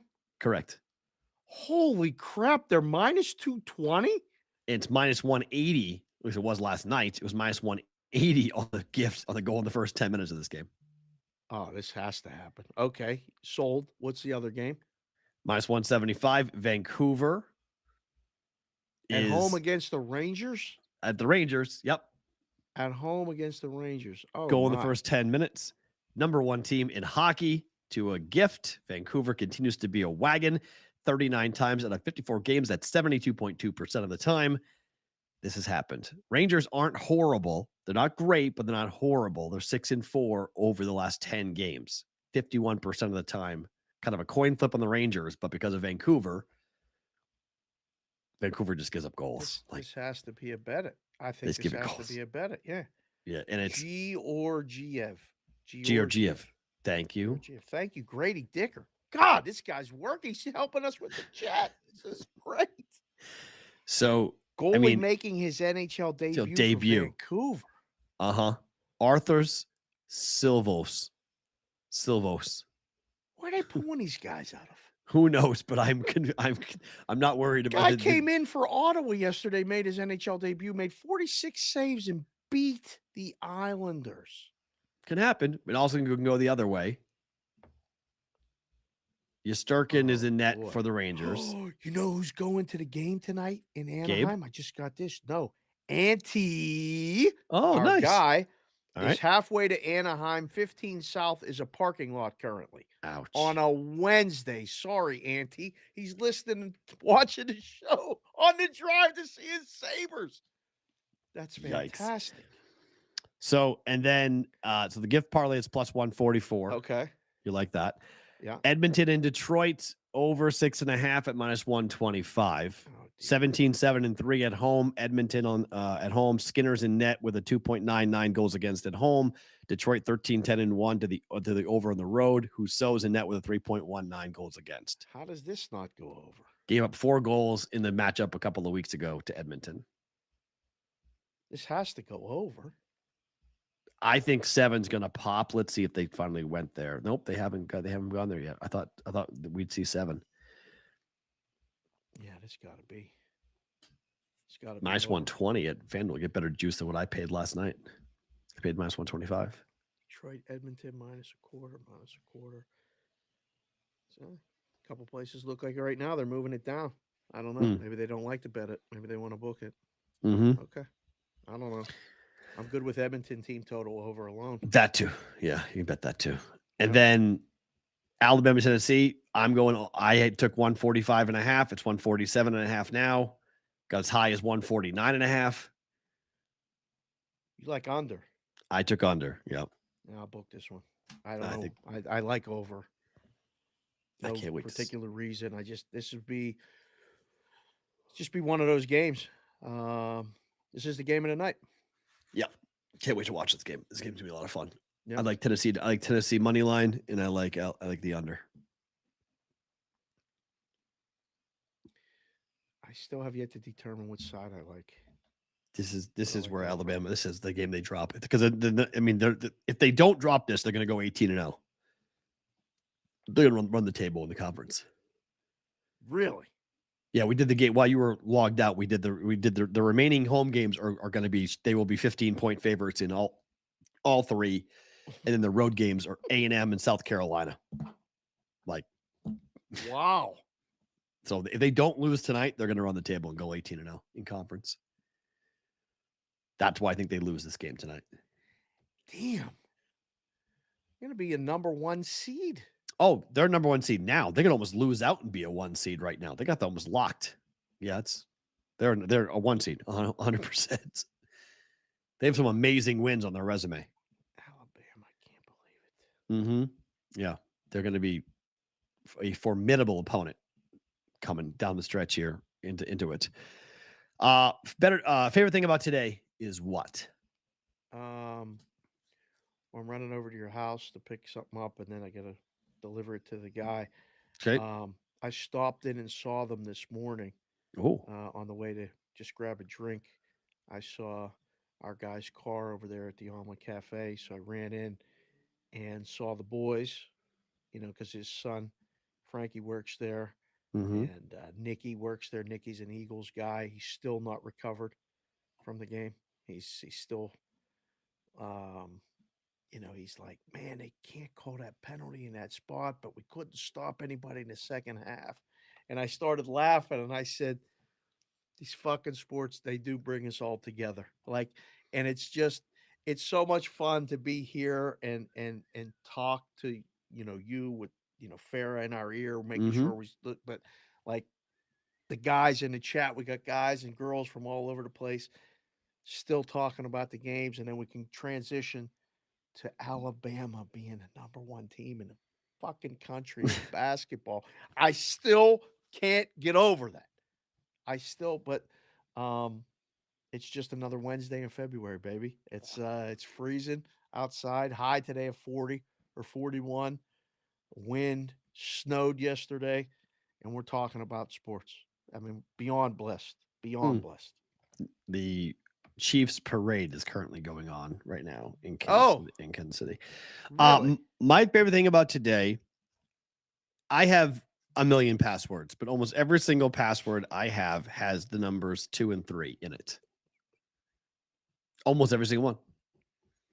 And it's been that way since I was probably 20 years old. Some iteration, 2-3, 2-3 in some form or fashion. Some pin, something, some issue somewhere. It always has a 2 and a 3 in it. I mean, should you be telling this shit out loud? Like, I mean, I don't care. Go ahead. It's not my ATM pin. It's not my password. I mean, like, you'll never figure it out. The words are all very much personal. You'll never be able to figure out the words as to what they are. They're all different, iterations, but in some form or fashion, every has 23 for Michael Jordan. It's the most favorite number in sports. Okay. Michael turned 60 years old today. 60? Michael's 60 today, and Michael made the largest donation in the history of the Make-A-Wish Foundation and gave $10 million today to the Make-A-Wish Foundation. Michael Jordan is 60? He's 60 years old. Man, we're getting old. Jordan is 60 years old today, and donation of that size to a really cool organization that does amazing things for kids.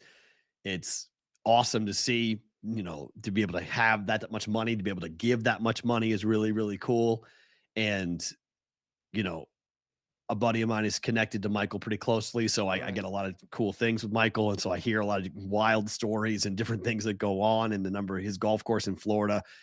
At some point, have to get down there and play it. I think in June I'm gonna do it. The Grove is just, I've heard incredible things about it. So my favorite thing about today is that Michael Jordan's 60 years old and that he gave $10 million to the Make-A-Wish Foundation today. The chat is putting in your password in the chat. Matt's password 23. Nope. Matt's password is Boston over everything 23. Nope. I might take that. That actually is a good one. I actually like that one a lot. I need to do that. It's kind of long, but I like that one. Yeah, we got to shorten that shit up. I like that one. I tweeted today too at SportsBK and Sig. 35 years ago today, Elle McPherson appeared on the cover of Sports Illustrated. Wow, I'm old. Picture of it, and I remember it 35 years ago today. And everybody, we got a lot of guys in the chat. It stopped the world.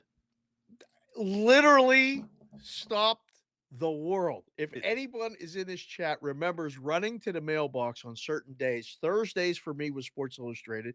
Fridays was the Sporting News. This is the splish splash cover, right? She was on multiple, right? This was the Thailand something. I got it on the Twitter. Oh wait, because the Thailand one I thought was Kate. Oh, now I gotta look. It was Elle McPherson. I posted it. 80s and stuff. Tremendous follow on the Twitter. But it like you say, Michael Jordan turned 60 makes me feel old. I saw that tweet this morning and I was like, wait, what? The fact that there was Oh just yeah, magazines was crazy. Thailand Fling. Yeah. Okay. Thailand Fling was Okay. my February 15th, God. 1988. Third. Okay, that was her third year in a row. Okay, I was asking about the first one because the first one in 1986 was when I was like, oh, okay, that's a girl. Because it was the first one was, I mean, like it full blown like nipple pointing out. It was like, Woo! okay, here we What go. is that? Yeah, I was like, that okay. I like that. Yes. It was yes, 100%. Because Yeah. who was the kicker, the one SI model? What, Kathy Ireland? Thank you, Kathy Ireland. Thank you. That's the one. Oh, The Kathy Ireland cover of oh, SI. What year was that? That was I, um oh, what year was that? I don't know. 92. Erod Sean said that tweet made my morning. You're welcome, Erod. It's made mine too. Yeah, 92. The Kathy Ireland cover in 92. That was something else. Yeah. There was And then 89, she's on the cover. Wow, she's on the cover a lot. I just remember being so excited to just go home and get the magazine and then just read. I agree with you. It was really funny. So my stepfather, like my mother is and was a monster feminist. And my mother hated anything to do with any type of like exploitation or sex from a female. And I remember my stepfather came home with that Kathy Ireland SI. And it got into a tradition where he would buy me the swimsuit issue every single year and bring it home. And it pissed off my mother something fierce. And I used to absolutely love it and like go like, oh my gosh. It was, I mean, we're so desensitized now because of the way that porn and everything else in the world on our phones.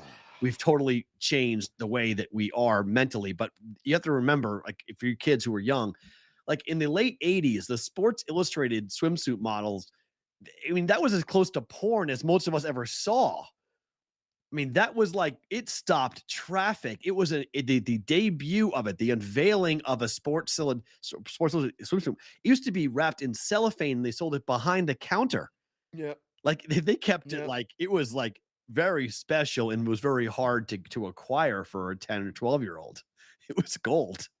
I remember being mad about it when I was little. Like, why did he send me this thing? There's no articles in here that I want to read. I'm like, what is this? Why is this? And then remember, as puberty started, I was like, you know what? This one ain't bad. I'll wait This one ain't bad.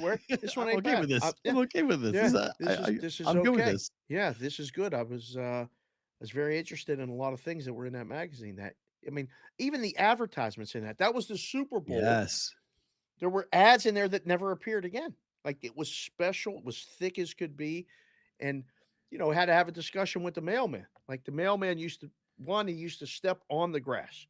And my dad had to have a conversation with him one time, came home early from work to have a conversation with the mailman and say, listen, there's a walkway to and from my mailbox, and it's brick. Use it. Don't walk across my grass. My dad's grass was no one touched my dad's grass. Yeah. So that was one thing.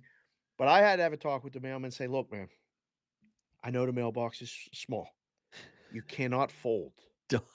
Don't jam it in there. Do not just curl it in there a little bit. Yeah. But please don't fold that shit. Don't fold the magazines. All right, I understand. We'll give you, it'll be a thicker envelope. When the holidays come, you'll get don't fold the magazine. So it reminded me of all that because I was with my mom down in Arizona. She still gets the People magazine. She still gets the People magazine. She's gotten it, I think, for 50 years. And I was laughing because I went over on Saturday. She was sitting out in the back. She's got a great little gazebo, and she's sitting there reading People magazine. I said, Mom, it's tremendous. Because I got the love of magazines and holding it from her. So I thought that would be a good, best thing about today too. Very cool. Folks, thank you for hanging with us through the Hey. technical difficulties. We appreciate it. We're back tomorrow for a Thursday. Farrah, Dave, Matt.